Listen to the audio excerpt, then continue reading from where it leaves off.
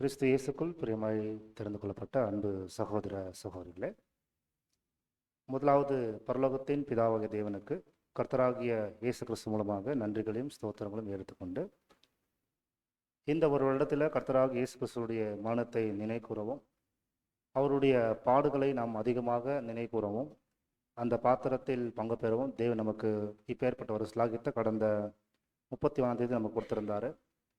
அதை ஒட்டி அநேக சத்திய வெளிச்சத்தை நம்ம இந்த வருடத்தில் பெற்றுக்கொண்டோம். சௌரஸ்வரிகளே,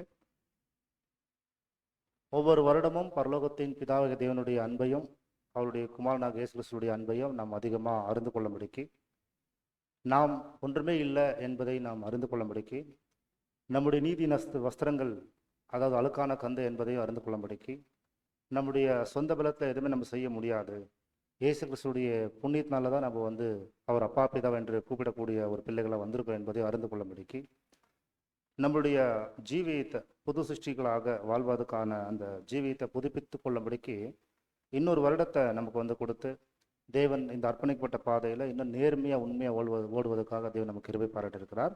முதலாவது பரலோகத்தின் தேவனுக்கு கர்த்தராகிய இயேசு கிறிஸ்து மூலமாக நன்றிகளையும் ஸ்தோத்திரங்களும் எடுத்துக்கொள்கிறேன். சோதரிகளே, இப்பொழுது நாம் இன்னைக்கு பாடத்துக்காக நம்ம கடந்து போகிறோம். பாடத்துடைய தலைப்பது த பி என்லார்ஜ் என்ற ஒரு வார்த்தை. தமிழில் பார்த்தீங்கன்னா உங்கள் இருதயம் விசாலமாகட்டும் என்ற ஒரு தலைப்பில் இந்த பாடத்தை நம்ம பார்க்க போகிறோம். நம்முடைய மூத்த சகோதரர் பிரசல் பதற்கு அப்புறம் அவங்க அநேக ஊழியம் செய்திருக்கக்கூடிய ஒரு சகோதரர் எட்கர் என்னக்கூடிய ஒரு மூத்த சகோதரர் மூலமாக எழுதப்பட்ட ஒரு சப்ஜெக்ட் இது. அதில் அநேக பாடங்கள் அவர் எழுதியிருக்கிறாங்க. உயிர்த்தலத்தில் குறித்து ஆழமான உண்மை எழுதியிருக்கிறாங்க. பிரமிட் பற்றி ஆழமான உண்மை எழுதியிருக்கிறாங்க. இந்த மாதிரி பெரிய பெரிய பாடங்கள் அநேக சகோதரங்கள் எடுத்திருப்பாங்க. அதை பேஸ் பண்ணி தான் இந்த பாடத்தை நம்ம பார்க்க போகிறோம். சரஸ்வதி ரொம்ப எளிமையான பாடம், அல்லது ரொம்ப நம்மளுடைய அர்ப்பணிக்கப்பட்ட பாதையில் தேவன் இன்னொரு வருடத்தை கூட்டி கொடுத்துருக்கும் போது இந்த அர்ப்பணிப்பில் நம்ம எவ்வளோ உண்மையாகவும் எவ்வளோ வைராகத்தோட வாழணும் என்பதுக்கான ஒரு அருமையான ஒரு பாடத்தை சகோதரர் அந்த காலத்திலே அவங்க பேசியிருக்கிறாங்க. அதனுடைய தொகுப்பு தான் இந்த இடத்துல முன்பாக பகிர்ந்து கொள்ளப்படும். சார், அப்போது உங்கள் இருதயம் அதாவது விசாலமாகட்டும் என்ற ஒரு தலைப்பில் நம்ம போய் இந்த வசனத்தை ஆராய்ச்சி செய்கிறதுக்கு முன்னாடி, இது யாருக்கு எழுதப்பட்ட வார்த்தை, இது எந்த கோணத்தில் எழுதப்பட்ட வார்த்தை என்ற விஷயத்தை வாசிக்கிறதுக்கு முன்னாடி, தேவன் முடியாத காரியத்தை தான் அவர் செய்து முடிப்பார். அதாவது சர்வ வல்லமையுள்ள தேவன் யாராலையும் செய்ய முடியாத காரியத்தை செய்து முடிப்பார். அந்த செய்து முடிக்கிற காரியங்களை நாம் புரிந்து கொள்வதற்காக நம்முடைய மனக்கண்கள் திறந்திருக்கணும் எப்பயுமே. இல்லைன்னா கண்டிப்பாக மனித பார்வையில் இந்த விஷயம் புரிந்துக்கவே முடியாது. சார், ஜென்ம சுபாவமான மனுஷனுக்கு தேவனுடைய வார்த்தைகள் எதுவும் புரிஞ்சுக்க முடியாது. ஆனால் இது ஆவிக்கேற்றபடி எழுதப்பட்டதுனால ஆவிக்கேற்றபடி ஆராய்ந்து பார்த்த மாட்டேன் தான் இந்த விஷயம் புரிஞ்சுக்க முடியும். இன்னைக்கு அப்படிதான் ஒரு பெரிய உண்மையை நம்ம என்ன பண்ண போகிறோம், பார்க்க போகிறோம். அதனால தான் இந்த பாடத்துக்கு நம்ம போய் விரிவாகி பார்க்கறதுக்கு முன்னாடி இந்த பாடத்துக்கென்றே தெரிந்து கொள்ளப்பட்ட வசனம் எபேசியர் 1ஆம் அதிகாரம் 18ஆம் வசனம் மற்றும் 19ஆம் வசனத்தை வாசிக்க கேட்கலாம். Book of Ephesians chapter 1 verses 18 and 19. தாம் நம்மை அழைத்ததினாலே நமக்கு உண்டாயிருக்கிற நம்பிக்கை என்னதென்றும், பரிசுத்தவான்களிடத்தில் தமக்கு உண்டாயிருக்கிற சுதந்திரத்தினுடைய மகிமையின் ஐஸ்வர்யம் என்னதென்றும், தாம் கிறிஸ்துவை மரித்தோரிலிருந்து எழுப்பி அவரிடத்தில் நடப்பித்த தமது பலத்த சத்துவத்தின் வல்லமைப்படியே விசுவாசிக்கிறவர்களாகிய நம்மிடத்திலே காண்பிக்கும் தம்முடைய வல்லமையின் மகா மேன்மையான மகத்துவம் என்னதென்றும் நீங்கள் அறியும்படிக்கு அவர் உங்களுக்கு பிரகாசமுள்ள மனக்கண்களை கொடுக்க வேண்டுமென்று வேண்டிக் கொள்கிறேன். எவ்வளவோ ஜபங்கள் நம்ம கேள்விப்பட்டிருக்கிறோம். நமக்காக ஆண்டவராக இயேசு கிறிஸ்து ஜெபம் பண்ணுறாரு, அப்போஸ்தலரும் ஜெபம் பண்ணியிருக்கிறாங்க, சபைக்கு அப்போஸ்தலன் பவுல் ஜெபம் பண்ணுறாரு. இந்த ஜபத்தினுடைய ஒரு சாராம்சம் என்னன்னு கேட்டிங்கன்னா, பிதாவாகி தேவன் இயேசு கிறிஸ்துக்குள்ள ஒரு பலத்த செய்கையை செய்தாராமா, ஒரு மிகப்பெரிய வல்லமை வெளிப்படுத்தினாராமா இயேசு கிறிஸ்துக்கு. அந்த வல்லமையை மாம்சத்தில் இருக்கக்கூடிய உங்களுக்குள்ள கூட அதே வல்லமை அவர் நிறைவேற்றிட்டு இருக்கிறாரு. அவ்வளோ பெரிய வல்லமையை பயன்படுத்திட்டு இருக்கிறாரு உங்களுக்குள்ள. அதாவது நீங்க தெய்வீக சுபாவத்தில் பங்கு பெறுவதற்காக உங்களுக்குள்ள கூட அந்த வல்லமை பயன்படுத்திருக்காரு என்பதை நீங்க புரிஞ்சுக்கிறதுக்காக உங்க மனக்கண்கள் திறந்துக்கட்டும்னு நான் உங்களுக்காக ப்ரே பண்றேன். நம்ம எப்பயுமே இந்த மாதிரி ஜெபம் பண்ணிருக்க மாட்டோம். அதாவது என்ன அந்த வார்த்தை அவர் சொல்ல வராருன்னு கேட்டீங்கன்னா, தேவன் இயேசு கிறிஸ்துவை பார்த்து ஜனங்க கேள்வி கேட்டாங்க. தேவனே உன்னுடைய வாழ்க்கையை பிரியப்பட்டிருந்தா அவரை விடுதலை செய்யறதுக்கு வர சொல்லு. உன் தேவன் வந்து நீ உண்மையாக மெசேவா இருந்தா, தேவன் உன் வாழ்க்கை பிடிச்சிருந்தா அவரை விடுதலை செய்ய சொல்லுன்னு சொல்லி பல வார்த்தை கேட்டான். தேவன் வந்து அங்க கர்த்தர் இயேசு விடுதலை செய்யறதுக்கு எந்த முயற்சியும் செய்யல. அவர் முயற்சி பண்ணல, அவர் அமைதியாக தான் இருந்தாரு. தன்னுடைய வல்லமையை ஒரு அளவு கூட வந்து கர்த்தர் இயேசுக்காக அங்க பயன்படுத்தல. இதெல்லாம் நமக்கு ஏற்கனவே அநேக கோணத்துல படம் பார்த்துருக்கோம். ஒரே ஒரு துளி அளவு கூட தேவன் வந்து தன் மகனை விடுதலை செய்யறதுக்கு முயற்சி பண்ணவே இல்லை. அவங்க கொலை செய்யும் போது கூட தேவன் வல்லமை இருந்தும் அமைதியா இருந்தாருன்றது தான் நம்ம எல்லாருக்குமே தெரிஞ்ச விஷயம். ஏன் அப்படி இருந்தாருன்னு கேட்டிங்கன்னா, அவங்க எதிர்பார்த்த அந்த நேரத்துல வந்து கர்த்தரை விடுதலை செய்யணுன்ற நோக்கம் யாருக்கு கிடையாதுன்னா கர்த்தர் பிதாவிதனும் கிடையாது. அப்படி அவங்க சொன்ன மாதிரியே இயேசு கிறிஸ்து விடுதலை பண்ணியிருந்தாருன்னா நம்ம யாருக்கும் மீட்பின் திட்டத்தை வந்து நம்ம வந்து தெரிஞ்சிருக்க முடியாது. அப்போ எப்போ தன்னுடைய வல்லமை வெளிப்படுத்தணும், எப்போ வல்லமை வெளிப்படுத்தக்கூடாதுன்றது அவருக்கு நல்லா அந்த நாலேஜ் இருந்துச்சு. அப்போ தேவன் தன்னுடைய மகன் மரிக்கும் போது வல்லமை வெளிப்படுத்தல, ஆனா தன் மகனை மரித்தோர்ல இருந்து எழுப்பினார் பார்த்தீங்களா 3வது நாள். அப்போ என்ன பண்ணிட்டாரு கேட்டீங்கன்னா, அது வரைக்குமே தேவன் வந்து எத்தனையோ கோடிக்கணக்கான படைப்பு உருவாக்கி இருக்கலாம். உதாரணத்துக்கு ஸ்டார்ஸ், கெலாக்சிஸ், யூனிவர்சல், கோடானு தூதர்கள், மனிதர்கள், மிருகங்கள், பறவைகள், இந்த மாதிரி உலகத்துல இருக்கிற அத்தனை ஜீவன்களும் உருவாக்கும் போது, படைப்பு உருவாக்கும் போது தேவன் வந்து தன்னுடைய வல்லமை என்ன பண்ணிருக்கலாம் பார்த்தீங்கன்னா கொடுத்துருக்கலாம். கரெக்டுங்களா? அப்போ தேவன் தன் வல்லமை அங்க கொடுத்துருக்கும் போது சோரஸ்வரிகளே, இந்த ஒரு வல்லமையை வந்து தேவன் வெளிப்படுத்திருக்கும் போது ஃபர்ஸ்ட் டைம் அது வரைக்குமே பயன்படுத்தாத ஒரு மிகப்பெரிய வல்லமை வந்து தன் மகனுக்காக பயன்படுத்துறார். அது என்னன்னு கேட்டா, இதுக்கு முன்னாடி எந்த சிருஷ்டியை வந்து ஒரு தெய்வீக சுபாவத்தில் உருவாக்கவே இல்லை. டிவைன் நேச்சர்னா அது பரலோகத்தில் தெய்வீக சுபாவத்தில் இருக்கக்கூடிய ஒரு படைப்பு யாருமே கிடையாது. ஸோ ஃபர்ஸ்ட் டைம் வந்து இயேசு கிறிஸ்துவை வந்து தெய்வீக சுபாவத்தில் அவர் வல்லமையை உருவாக்கும் போது அந்த வல்லமை வந்து பயன்படுத்தினார். மிகப்பெரிய வல்லமை. அவரால் வந்து இப்படி கூட ஒன்று பண்ண முடியுமானாக்கா பரலோக தூதர்லாம் ரொம்ப ஆச்சரியப்பட்ட ஒரு விஷயம் என்னன்னா, அவர் எப்படி தெய்வீக சுபாவமாக இருக்கிறாரோ அதே போல ஃபர்ஸ்ட் டைம் அவர் தெய்வீக சுபாவத்தை உருவாக்கியிருக்கிறார். இதில் என்ன ஆச்சரியம் கேட்டீங்கன்னா, இந்த பாடத்தில் அதே வல்லமையை உங்களுக்குள்ள கூட நிறைவேற்றிட்டு இருக்கிறாரு. நீங்க கூட தெய்வீக சுபாவத்துல வருவதற்காக தேவன் எப்படி இயேசு கிறிஸ்துக்குள்ள என்ன வல்லமை பயன்படுத்தினாரோ அதே வல்லமை உங்களுக்குள்ள பயன்படுத்திட்டு இருக்கான்றதா அந்த வசனத்துடைய தாற்பயம் சொல்ல. அதனாலதான் நம்மளுடைய அழைப்பு எப்படி இருக்குன்னு கேட்டீங்கன்னா, இந்த வசனம் நமக்கு நல்லா தெரியும். அதாவது நம்மளுடைய மகா மேன்மையும் அருமையான வாக்குத்தத்தமே எது கொடுக்கப்பட்டிருக்குது? இந்த அழைப்பை நம்ம எதுக்கு வந்திருக்கோம் கேட்டீங்கன்னா, இந்த திவ்ய சுபாவத்துல பங்கு பெறுவதற்காக தான் இந்த அழைப்பு வந்து நமக்கு கொடுக்கப்பட்டிருக்குது சரஸ்வதி. அப்போ திவ்ய சுபாவத்துல பங்கு பெறுவதற்காக இந்த அழைப்பு கொடுக்கப்பட்டிருக்கும் போது நம்ம எல்லாருமே திவ்ய சுபாவத்துக்குள்ள பங்கு பெறுவதற்காக தான் இந்த அழைப்புக்குள்ள வந்திருக்கிறோம் சரஸ்வதிகளே. பட் இந்த அழைப்புக்குள்ள வந்திருக்கிற நாம் அனைவருமே இந்த ஒரு நிலையை அடையணும்னு சொன்னா கண்டிப்பா அதுக்கான சில முயற்சிகள் நம்ம ஏறெடுக்க வேண்டியதா இருக்குது நம்மளுடைய வாழ்க்கையில. அப்படி அந்த முயற்சிகளையும் அந்த ஒரு குணாதிசயத்தை நம்முடைய வாழ்க்கையில வெளிப்படுத்த வேண்டியதா இருக்கிறது.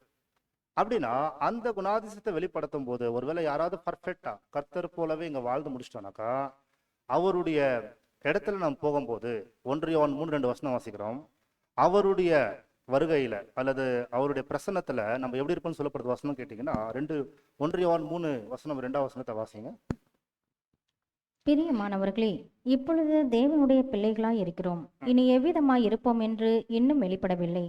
ஆகிலும் அவர் வெளிப்படும்போது அவர் இருக்கிற வண்ணமாகவே நாம் அவரை தரிசிப்பதினால் அவருக்கு ஒப்பா இருப்போம் என்று அறிந்திருக்கிறோம். அவருக்கு ஒப்பா இருப்போம் என்ற வார்த்தை சொல்லிட்டாங்க. அவர் வெளிப்படும் போது அவர் போலவே இருப்போம்னு சொல்றாங்க. ஆனால் அது எப்படி எந்த மாதிரின்றது நமக்கு புத்தி கெட்டாத விஷயம் இல்லை. அவர் ஏதோ ஒரு ஆவியின் சரீரத்தில் இருக்கிறாரு, அந்த தெய்வீக சம்பவத்தில் இருக்கிறார். அதே மாதிரி நம்மள வந்து என்ன பண்ணோம் பார்த்தீங்கன்னா வெளிப்படுவோம். நம்ம வந்து மறிக்கும் போது இந்த மாம்சத்தில் மறிச்சிருவோம். ஆனா அவருடைய இடத்துல நம்ம போகும்போது அவரை போலவே நம்ம இருப்போம். அவர் ஒப்பான சாயலும் அடைஞ்சிருப்போன்ற வார்த்தை இந்த இடத்துல பேசப்படுகிறது. இது எப்படி நம்மளால அடைய முடியும்? இந்த பாடத்துடைய ஃபோக்கஸ் இப்போ நம்ம போய் பார்க்கலாம். இது எப்படி நம்மளால அடைய முடியும்? இந்த ஒரு சுவிசேஷத்துல கர்த்தர் இயேசுடைய மரணத்தை நம்ம நினைவு கூர்ந்தோம். அவருடைய பாடுகளுக்கு ஒப்பான பாடுகளை அனுபவிக்கிறதுக்கு வந்திருக்கிறோம். ஆனா கர்த்தர் இயேசுவை உயிர்த்தெழுதல மிகப்பெரிய வல்லமையாக உருவாக்கிட்டார் தேவன். இப்ப சுவிசேஷத்துல கூட அதே சபையை அப்படிதான் உருவாக்கிட்டு இருக்கிறார். இது எப்படி முடியும்னு கேட்டீங்கன்னா தான் அப்போஸ்தலன் பவுல் கொரிந்து சபைக்கு அவர் தான் ஊழியம் பண்ணாரு 1.5 வருஷம். அதுக்கப்புறம் பார்த்தீங்கன்னா சோரஸ்வரிகளே அதில் அநேக சத்தியத்தை பெற்றுக்கொண்டாங்க. சபையார் நல்லா நேர்மையாக உண்மையாக வாழ்ந்தாங்க. காலப்போக்கில் அநேக விதமான குழப்பங்கள் சபைக்குள்ள வரும்போது அவர் மறுபடியும் ஆழமான சத்தியத்தை சபைக்கு எழுத ஆரம்பிச்சார். அப்போ அந்த சத்தியத்தினுடைய ஆழமும் அவங்களுடைய அழைப்பு அவங்களுடைய உண்மைத்தன்மை எல்லாமே அவங்க புரிஞ்சுக்கிறதுக்கு கண்டிப்பாக மறுபடியும் அவங்களை உற்சாகப்படுத்தினார். அப்படி உற்சாகப்படுத்தும் போதுதான் அவர் பயன்படுத்தப்பட்ட வார்த்தை என்னன்னா பி என்லார்ஜ் என்ற வார்த்தை வந்து அந்த இடத்துல பயன்படுத்துறார். இந்த என்லார்ஜ் என்ற வார்த்தை வந்து ரொம்ப ஆழமான அர்த்தம் கொண்டது. அது எங்க எழுதுறாரு கேட்டீங்கன்னா 2 கொரிந்தியர் 6 அதிகாரத்துல 11ஆம் வசனம் முதல் 13ஆம் வசனம் வரைக்கும் எழுதியிருக்கிறார். 2 கொரிந்தியர் 6 அதிகாரம் 11ஆம் வசனம் முதல் 13ஆம் வசனம் வரைக்கும் இப்ப நம்ம வாசிக்க கேட்கலாம். எல்லாரும் கவனிக்கலாம், வாசிக்கலாம். கொரிந்தியரே, எங்கள் வாய் உங்களோடே பேச திறந்திருக்கிறது, ம். எங்கள் இருதயம் பூரித்திருக்கிறது. ம். எங்கள் உள்ளம் உங்களை குறித்து நெருக்கமடையவில்லை, ம். உங்கள் உள்ளமே எங்களை குறித்து நெருக்கமடைந்திருக்கிறது. ம். ஆதலால் அதற்கு பதிலீடாக நீங்களும் பூரிப்பு ஆகுங்கள் என்று பிள்ளைகளுக்கு சொல்லுகிறது போல உங்களுக்கு சொல்லுகிறேன். அடுத்து அப்படியே வாசிங்க. உங்கள் இருதயம் என்ன பண்ணுங்களா? விசாலமாக கடுவதுன்ற வார்த்தை வந்துச்சுங்களா? 12ஆம் வசனங்களா? 12 13 வசனம் பாருங்க மறுபடியும். 12 13 மறுபடியும் வசனம் வாசி. எங்கள் உள்ளம் உங்களை குறித்து நெருக்கமடையவில்லை, ம். உங்கள் உள்ளமே எங்களை குறித்து நெருக்கமடைந்திருக்கிறது. ஆதலால் அதற்கு பதிலீடாக ம். நீங்களும் பூரிப்பாகுங்கள் என்று பிள்ளைகளுக்கு சொல்லுகிறது போல உங்களுக்கு சொல்லுகிறேன். நீங்க பூரிப்பாகுங்கள் என்று பிள்ளைகளுக்கு சொல்லக்கூடிய விஷயத்த உங்களுக்கு சொல்லுகிறேன் என்ற வார்த்தை, பூரிப்பாகக்கூடியவர்களா என்ற வார்த்தை சொல்றா இல்லையா? படிச்சா நம்மளுக்கு புரியல, கரெக்டுங்களா? உங்கள் இருதயம் பூரிப்பாக கடுவதுன்னு சொன்னா என்ன சொல்ல வராருன்னு நமக்கு புரியல. ஆக்சுவலி அவர் என்ன சொல்ல வந்துட்டு இருக்காருங்கன்னு கேட்டீங்கன்னா, அதனுடைய உண்மையான வார்த்தை என்னன்னு கேட்கும்போது இந்த ஸ்லைடு நீங்க வாசிக்கலாம் பாருங்க. அதுல என்ன சொல்ல வராருன்னு பாத்தீங்கன்னா இந்த ஸ்லைட்ல நம்ம பார்க்கலாம். அந்த கொரிந்தியர்ல அவர் என்ன சொல்ல வந்துட்டு இருக்காரு சபைக்கு, வாசிக்கலாம். உள்ளம் அல்லது இருதயம் தாராளம் அடைவதை குறிக்கும். அதாவது ஒருவரை அன்போடு ஏற்றுக்கொள்வதையும் உள்ளத்தில் அதிக இடம் கொடுப்பதையும் குறிக்கிறது. ம். எங்கள் இருதயம் விரிந்திருக்கிறது, 2 கொரிந்தியர் 6:11. அதாவது உங்களை அன்போடு ஏற்றுக்கொள்ள எங்கள் உள்ளம் விசாலமாக இருக்கிறது என்று பொருள்.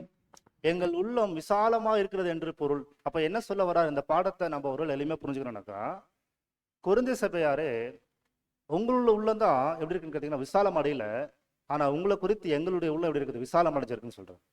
அதாவது விரிவாக்கப்பட்டிருக்கிறது, என்லார்ஜ் ஆயிருக்குதுன்னா எங்களுடைய இருதயம் என்ன விசாலமாக்கப்பட்டிருக்குன்னு சொல்லி அவர் சொல்றாரு. அப்படின்னா என்ன அவர் சொல்ல வராருன்னு கேட்கும்போது சரஸ்வதிகளே, உங்கள் இருதயம் விசாலம் அடையவில்லை இன்னும், அதாவது என்லார்ஜ் ஆகல இன்னும் உங்களுடைய இருதயம்.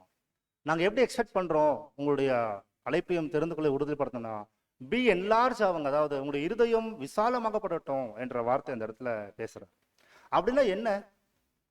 இருதயம் விசாலமாக்கப்படுவதற்கும் நம்ம அழைப்பையும் தெரிந்து கொள்ள உறுதிப்படுத்துறதுக்கும் ஒருவேளை பி என்லார்ஜ் ஆகுறதுக்கும் அந்த மகிமையில போய் சேர்வதற்கும் எதுக்கு எப்படி சம்பந்தப்படுத்த முடியும்னு கேட்டீங்கன்னா, இந்த பாடத்தை எழுதின அந்த சகோதரர் வந்து ஒரு டாக்டர்.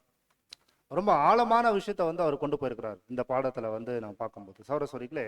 அதுல அருமையான விஷயத்த நம்ம இங்க பார்க்கும்போது இது எப்படி புரிஞ்சுக்க முடியும், நம்ம அவருக்கு ஒப்பாக எப்படி ஆக முடியும், இருதயத்தை விசாலமாக்குறாருன்னா அது என்ன சொல்ல வர்றார் அப்போஸ்தலன் பவுல்னு கேட்கும்போது, இப்போ நம்ம அதுக்குள்ள போறதுக்கு முன்னாடி தேவன் வந்து பலவிதமான படைப்புகளை உருவாக்கி இருக்கிறார்.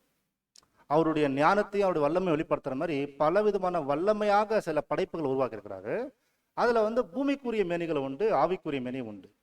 அதாவது பூலோகத்துல வாழ செய்யக்கூடிய மிருகங்களும் பறவைகளும் மீன்களும் மற்ற மனுஷ சரீரமும் உண்டு, பரலோகத்துல வானத்துல வாழக்கூடிய சரீரங்களும் உண்டு. அதை தேவனே அப்படிதான் பிளான் பண்ணிருக்கிறார். எங்க இருக்கு வசனம் கேட்டீங்கன்னா 1 கொரிந்தியர் 15ஆம் அதிகாரத்துல 40ஆம் வசனத்துல சரீரங்களை பத்தி இப்ப வந்து போய் பார்க்கலாம், இந்த ஃபிளஷ் பாடி பத்தி போய் பார்க்கலாம். வாசிங்க இப்போ 1 கொரிந்தியர் 15 வசனம் 40 மற்றும் அப்படியே நீங்க வசனம் வாசிக்கலாம்.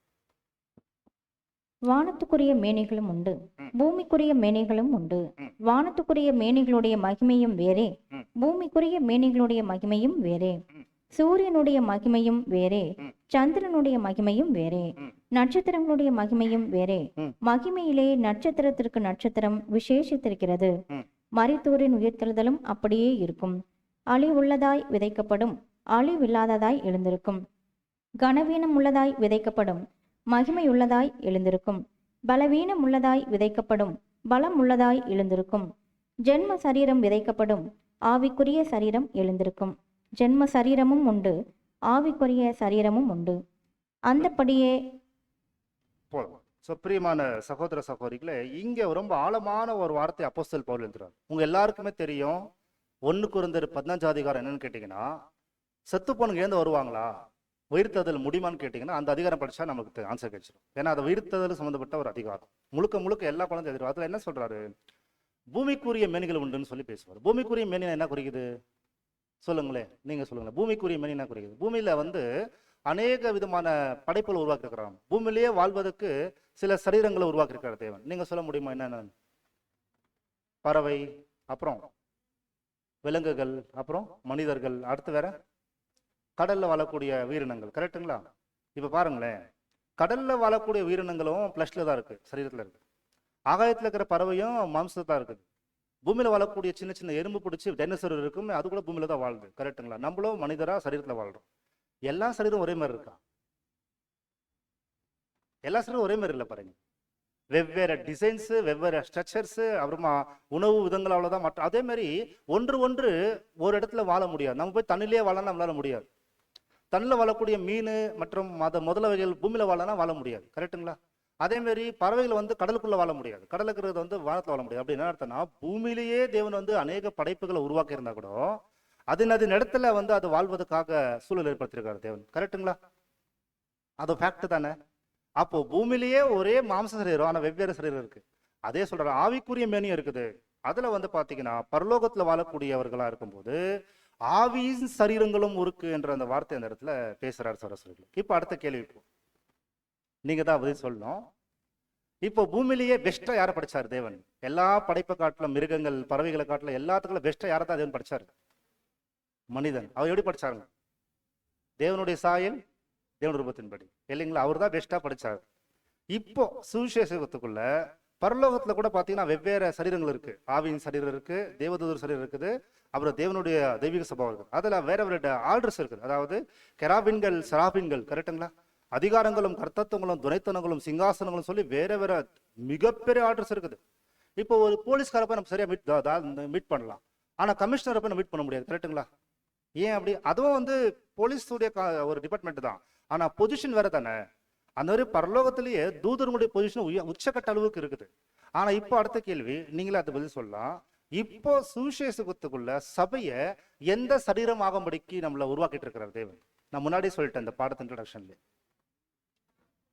தெய்வீக சுபாவத்துல உருவாக்கிட்டு இருக்காருன்றது நம்ம பாடத்துல சொல்லிட்டோம். அப்படின்னா அந்த தெய்வீக சுபாவத்துல நம்ம அத்தனை பேரும் ஒருவேளை உறுப்பினரா இருக்கணும்னாக்கா, இடம் பிடிக்கணும்னா, நம்ம அங்க அந்த இடத்துல தெய்வீக சுபாவத்துல நானும் ஒரு வாரம் இருக்கிறேன் என்று ஒருவேளை நம்ம தேவன் இடத்து போய் கொண்டு வச்சாருன்னா, சகோதர சகோதரிகளே, தேவன் உடைய அந்த ஒரு வார்த்தை, உதாரணத்துக்கு நம்ம கேட்டு பேசிக் கிளாஸ் கேட்டு வைராக்கியமா சத்தியத்துக்குள்ள வந்து இம்மிடியட்டா பார்த்தீங்கன்னா உலகத்தின் ஆசை விருப்பங்கள் எல்லாத்தையும் விட்டு, சொந்த பந்தங்களை விட்டு நம்ம சத்தியத்துக்காக வந்து ஆண்டவர் தான் எனக்கு முக்கியம் சொல்லி ஞானஸ்தானம் எடுத்துறோம்.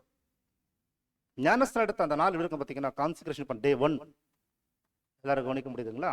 டே 1 எப்படி பார்த்தீங்கன்னா நம்முடைய வைராக்கியம், அவ்வளோ வைராக்கியம் இருக்கும், அவ்வளோ விசுவாசம், அவ்வளோ உண்மையா, எப்படியாவது ஆண்டுக்கு மறுச்சின்னு அவருக்காக சொல்லி அந்த மாதிரி ஒரு வைராக்கியமாக நம்மளுடைய முயற்சியை தேவன் அன்னைக்கு பார்க்கும்போது, ஞானஸ்தானம் எடுத்த அடுத்த நாளே நம்மளுடைய ஒரு வைராக்கியத்தை பார்க்கும்போது, ஒருவேளை தேவன் உடனே முடிவு பண்ணி இம்மிடியட்டா இந்த மனுஷனாகிய நம்மள அப்படியே தெய்வீக சம்பவத்துல மாத்திட்டாருன்னா என்ன நடக்கும்? கேள்வி போட்டு நம்முடைய வைராகியத்தை பார்க்கும்போது இம்மிடியட்டா அன்னைக்கே நம்மள வந்து தெய்வீக சம்பவத்துல மாத்திடுறாரு.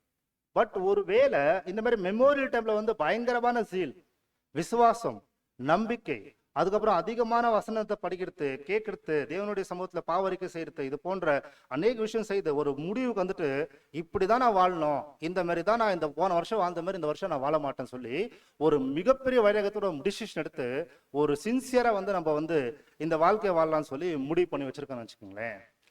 இம்மிடியட்டா தேவன் அப்படியே நமக்கு இன்னைக்கு இந்த அளவுக்கு இவங்க மைண்ட் செட் பண்ணிருக்கிறாங்க சொல்லி உடனடியா அவர் அப்படியே தெய்வீக சபாவத்துல அவரால் மாற்ற முடியுமானாக்கா அவரால் முடியும். பட் அப்படி மாத்திட்டானா இந்த மனுஷ சரீரத்தை அப்படியே தெய்வீக இந்த உலகத்துல இவங்க வாழ்றது வேண்டாம், அப்படி என் உலகத்துல வாழ்றோம் அப்படியே தெய்வீக சபாவத்துல மாத்திட்டாருன்னா என்ன நடக்க வாய்ப்பு இருக்கு என்றது ஒரு கேள்வி போட்டு. என்ன நடக்க வாய்ப்பு இருக்குன்னு கேட்டீங்கன்னா, பிரதர் எப்படி எக்ஸ்பிளைன் பண்றாரு அடுத்துன்னு கேட்கும்போது இந்த ஸ்லைட்ல நம்ம பார்க்கலாம். அதாவது இந்த ஒரு வசனத்தை இந்த ஸ்லைடை பார்க்கும்போது இந்த ஸ்லைட்ல என்ன தெரியுது சரஸ்வரிகளே உங்களுக்கு சொல்லுங்களா? அதுல என்ன தெரியுது? ஆக்சுவலி அதுல என்ன இருக்கு இது வெளிச்சமா இருக்குங்களா? இன்னும் ஒரு மனிதன் ஒரு நாய்.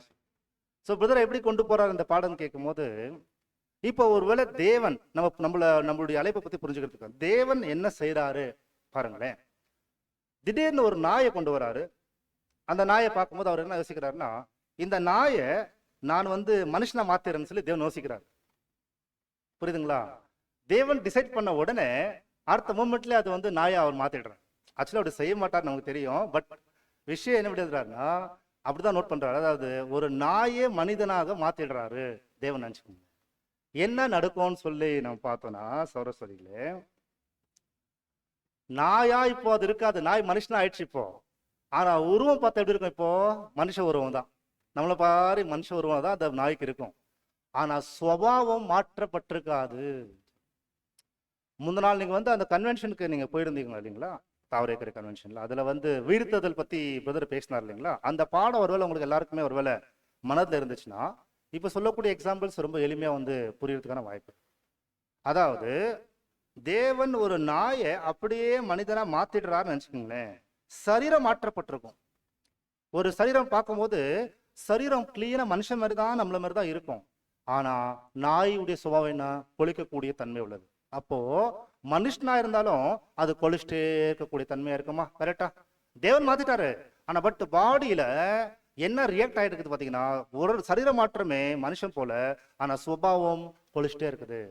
உடனே அப்படியே அந்த நாயா இருந்தவர் இப்ப மனிதனா மாறி இருக்கிறாங்க. அப்படியே போயிட்டு இருக்கும்போது ஒரு எலும்பு துண்டுக்காக, ஒரு சின்ன ஒரு கறி பீஸுக்காக அதை வந்து ஒரு 2 நாய் சண்டை போட்டுருக்குன்னு வச்சுக்கோங்களேன். இப்போ 2 நாய் வந்து ரோட் தெருவில் வந்து இப்போ அந்த எலும்புக்காக அப்படியே ஃபைட் போட்டுருக்குது. இப்போ உடனே இப்போ நாயா இருந்த ஒரு மனுஷனா இருக்காரு இல்லையா? இப்போ உடனடியா இப்போ மனுஷனா தான் தெரியுது பார்க்கும்போது.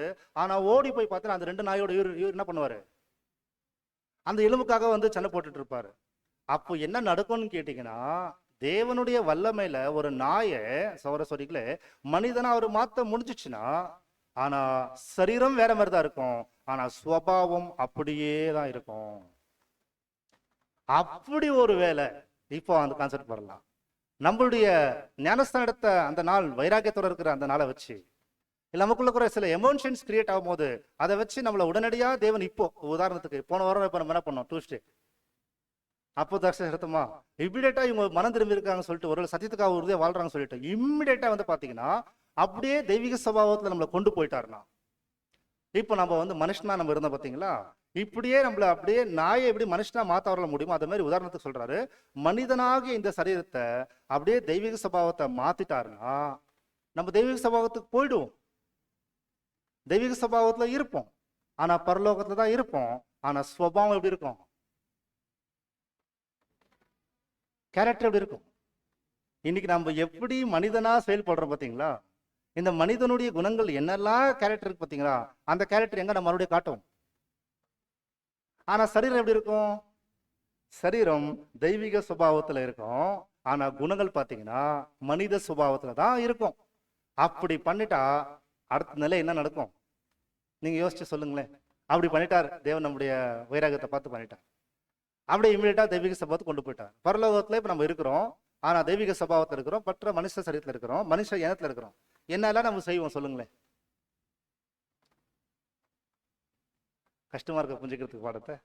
என்னெல்லாம் நம்ம செய்ய வாய்ப்பு இருக்கு சொல்லுங்க. மனிதர் போல சிந்தித்து செயல்படுவோம். எதை என்னெல்லாம் செய்வோன்றது நீங்க எல்லாரும் இப்ப பேச ஆரம்பிங்களேன். என்னெல்லாம் நம்ம செய்ய வாய்ப்பு இருக்கு? சுபாவம், அதான் சுபாவம் மாறல. நான் ப்ராக்டிக்கலா கேட்கிறேன், என்னெல்லாம் நம்ம அங்க செய்ய வாய்ப்பு இருக்குன்னு கேட்கிறேன். இங்க அவசரப்பட்டு கோவப்படுவோமா? அங்க தெய்வ சபாவத்துல கோவப்படுவோமா அவசரப்பட்டு? இங்க சில நேரங்களை போய் பேசிடுவோமா? அங்க தெய்வ சபாவத்துல போய் பேசுவோமா? இங்க தீமை பேசுவோமா? அங்கே தீமை பேசிடுவோமா? அதாவது இந்த சரீரத்துல இருந்து நம்ம என்ன இங்க பண்ணிட்டு இருக்கிறோமோ, தேவன் இம்மிடியேட்டா தெய்வீக சபாவத்தை கொண்டு போயிட்டாருன்னா சரீரம் தான் மாற்றப்பட்டிருக்கும். ஆனா குணங்கள் அப்படியே தான் இருக்கும்.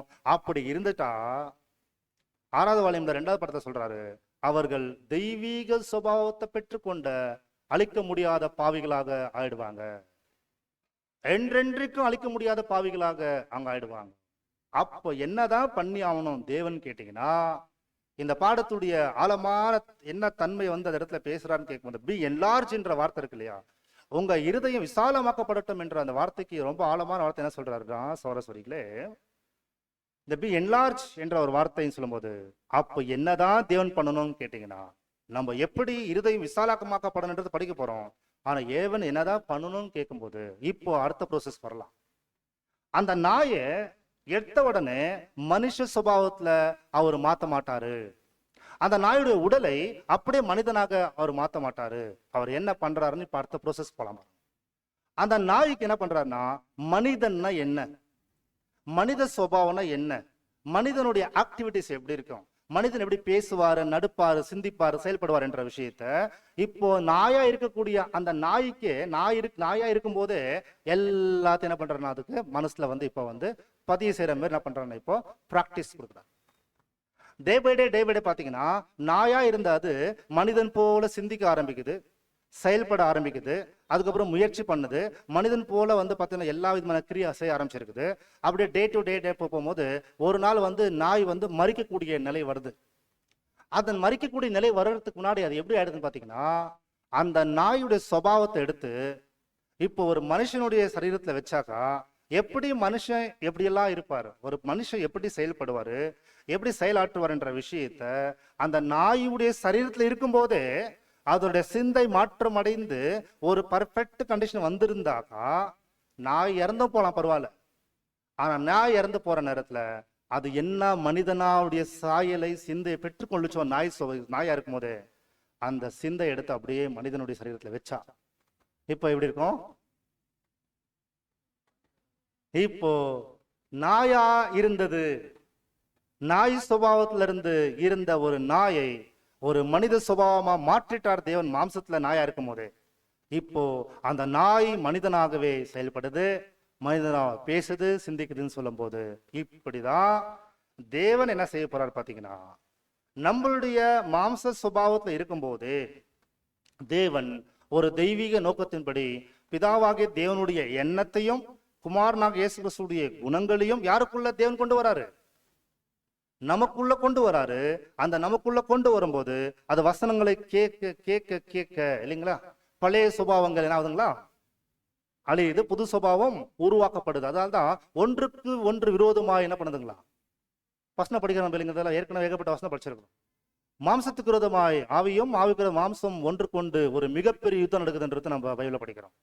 அதே போல நீங்க நெக்ஸ்ட் கேட்டீங்கன்னா புதிய சிருஷ்டி வளர்ச்சியின் பாதை நோக்கி போவோம், பழைய சிருஷ்டி மாம்சத்தை மனதை நோக்கி போன்றது நம்ம படிக்கிறோம். அடுத்து இன்னொரு பாடத்தை நம்ம கேட்கிறோம், அது கூட ரொம்ப ஆழமாக நம்ம புரிஞ்சு வச்சிருக்கிறோம் சார். இது என்னன்னு கேட்டீங்கன்னா மாம்சத்தின் சிந்தை அழிஞ்சு போக வேண்டியதா இருக்கு. நம்ம கடந்த வருஷம் பார்க்கும்போது அதாவது நீங்கள் ஏற்கனவே உயிர்த்தெழுதல் ஆயிட்டீங்கன்ற கான்செப்ட் ஒரு பாடத்தை பார்த்தோம், ஞாபகம் இருக்குங்களா? அதாவது உயிர் தெழுதல் சொல்லும்போது இந்த மாம்சத்துக்குள்ளவே தேவன் அவருடைய வசனத்தை வச்சு சத்திய வசனத்தினாலே உங்களை ஜனிப்பித்தன ஒரு வசனம் இருக்கு, ஞாபகம் இருக்குங்களா? தேவனுடைய வாக்கியத்தினாலதான் நம்ம ஜனிப்பிக்கப்படுகிறோம். நம்மளுக்குள்ள தேவனுடைய வசனம் போக போக போக நாம் மறுபடியும் ஜனிப்பிக்கப்படுகிறோம். அது அப்படியே என்லார்ஜ் ஆகுது, குரோத் ஆகுது. அதாவது எப்படி நம்மளுடைய வாழ்க்கையில அடுத்த கேள்வி, இந்த பாடத்துடைய அடுத்த நுணுக்கமான ஒரு கேள்வி, எப்படி நமக்குள்ள இந்த புது சிருஷ்டியுடைய ப்ரோசஸ், அதாவது இந்த உயிர்த்தெழுதலுக்கான இந்த ப்ரோசஸ் நடக்குது. How is our body transformed during the resurrection? அதாவது எப்படி நம்மளுடைய மாம்சத்திலேயே அந்த உயிர்த்தெழுதலுடைய ப்ரோசஸ் நடக்குது என்ற விஷயத்த ரொம்ப ஆழமா நம்ம இந்த பாடத்துல பார்க்க போகிறோம் சொல்லி. அதாவது இப்ப நம்ம வந்து ஒரு மனித சரீரத்துக்கு ஒரு நாயை ஒரு மனித சரீராக ஒரு மனிதனாக மாத்த அவரால் முடியும் என்பதை எப்படி கேட்கிறாருன்னா ஒரு உதாரணம் சொல்றார். அந்த மாதிரி நாயா இருக்கும்போது அந்த சுபாவத்தை மாற்றுவதற்கான சூழல் ஏற்படுத்துறாரு. அதே போலதான் நம்முடைய வாழ்க்கையில கூட மனிதனா இருக்கும் போதே தேவ சுபாவத்துக்குள்ள நம்மளை கொண்டு போறார். நம்ம பார்க்கிறோம். இப்ப அடுத்த பாயிண்ட் வந்துடலாம். தேவனை எப்படி செய்ய போறார், எதை பேஸ் பண்ணி செய்ய போறார் என்றதான் மிக முக்கியமான விஷயம். இதுல இவ்வளவு வரைக்கும் தேவனுடைய பாட்டு பார்த்தோம். இப்போ நம்ம எல்லாருடைய பாட்டு ரொம்ப முக்கியமா இருக்கும் இந்த பாடத்துல. அது என்னன்னு கேட்கும் போது சொல்லிக்கல, இப்போ உதாரணத்துக்கு நம்ம பார்க்கிறோம், இந்த ஆவியின் சரீரத்திலேயே, அதாவது இந்த ஒரு ஆவியின் சரீரத்திலேயே நாம் எப்படி அதாவது இந்த மாம்ச சரீரத்தில் எப்படி மாற்றப்படுகிறோம்னு சொல்லி ஒரு விஷயம் கேட்கும்போது நம்ம எல்லாருக்குமே இந்த வசனம் ஞாபகம் இருக்கும் இல்லைங்களா? இந்த வசனம் எல்லாருக்கும் பேசிக்ல கேட்ட வசனம் தான். என்ன வசனம் இது? ரோமர் 12:2 வசனம் வாசிக்கலாம், வாசிங்க. நீங்கள் இந்த பிரபஞ்சத்திற்கு ஒத்த வேஷம் தெரியாமல் தேவனுடைய நன்மையும் பிரியமும் பரிபூரணமுமான சித்தம் இன்னதென்று பகுத்தறியத்தக்கதாக உங்கள் மனம் புதிதாகிறதுனாலே மறுரூபமாகுங்கள். பாத்தீங்களா? உலகத்துக்கு ஒத்த வேஷம் தெரியாமல் அப்படின்னா நீங்கள் எப்படி வந்தாலும் இந்த வாழ்க்கையை நீங்க வாழ்ந்துடாம உங்களுடைய மனம் புதிதாகப்படுவதனால என்ன சொல்றாரு? மறுரூபம் ஆகப்படுங்கள் என்ற வார்த்தை சொல்றாரு. ஸோ ரொம்ப ரொம்ப ரொம்ப ஆழமா பேசப்பட்ட வார்த்தை. இந்த வார்த்தை ரொம்ப ஆழமா பேசப்பட்ட வார்த்தை. என்ன சொல்றாரு? சேஞ்சஸ் வந்து சகோதரர்களே எல்லாரும் முன்னாடி வர்றது ரியல் சேஞ்சஸ் கிடையாது. இது கான்செப்ட் புரிஞ்சுங்க. எல்லாரும் முன்னாடி நம்ம இருக்கிறோம், அப்போ ஒரு கேரக்டர் காட்டுற பார்த்தீங்கன்னா அது ரியல் கேரக்டர் கிடையாது. அது ஆக்சுவலி பார்த்தீங்கன்னா அந்த நேரத்துக்கு காட்டக்கூடிய கேரக்டர் தான், அவ்வளோதான். இப்போ அந்த கேரக்டரை வச்சு தேவன் தெய்வீக சுபாவத்தை கொண்டு போட முடியாது ஒருத்தர். ஸோ உண்மையான அந்த மாற்றம், அந்த மறுரூபாக்கப்படுதல், அதாவது மெட்டாமார்போ என்ற ஒரு வார்த்தை இருக்கு கிரேக்க பாஷை இதுக்கு. மெட்டாமார்போனா அந்த பட்டாம்பூச்சி ஞாபகம் இருக்குங்களா? நம்ம இது நியூ கிரியேஷன் பாடத்தில் பார்த்துருக்கோம்.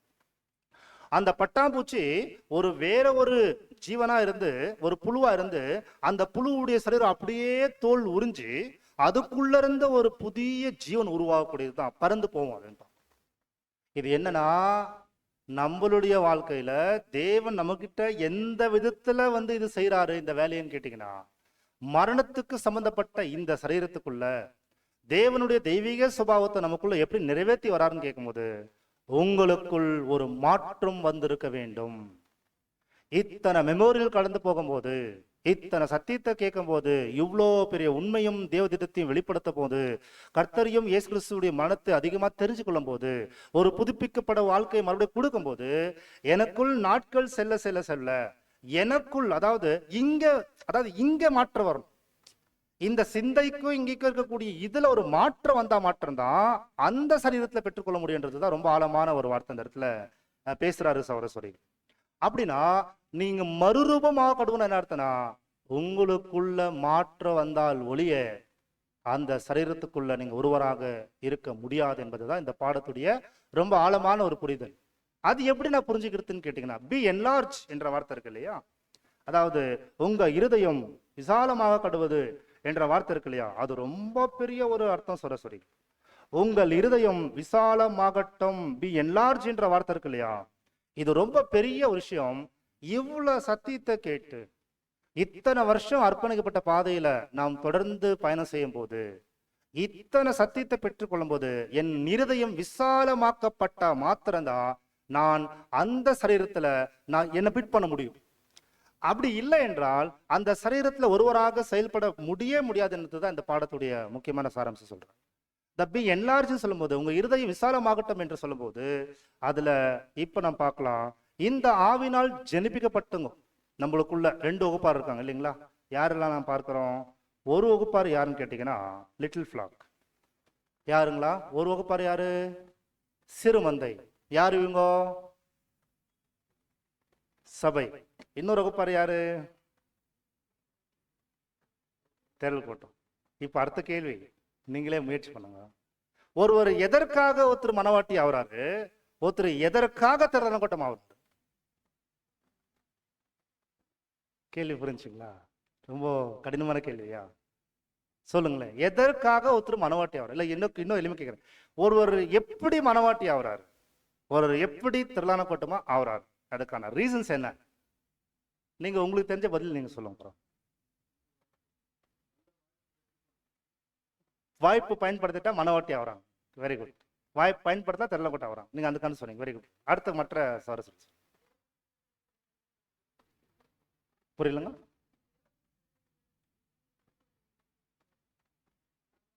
மனவாட்டி தேவ சத்தியத்துக்கு கீழ்ப்படி மனவாட்டி ஆகிறோம்.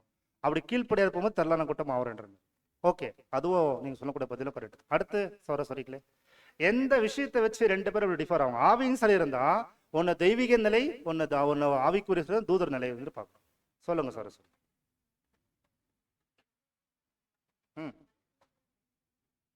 ஓகே, பலி செலுத்துறதுல ரெண்டு பேருமே செய்யறாங்க. ஆனா ஒருத்தர் பயத்தோடு, இன்னொருத்தர் ஜீலோட செய்யறாங்க சொல்லுங்க. Okay, very good. அடுத்த நெக்ஸ்ட்.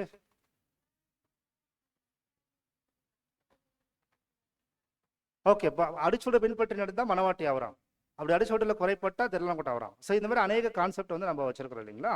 ஓகே, இதுல ஒரு விஷயத்த நம்ம கவனிக்கும் போது சோரஸ்வரிகளே, பிரதர் என்ன கான்செப்ட்ல எழுதுறாருன்னு கேட்டீங்கன்னா, ரெண்டு பேரும் பலி செலுத்துறதுல வைராகியமா தான் வாழ்ந்தோம்.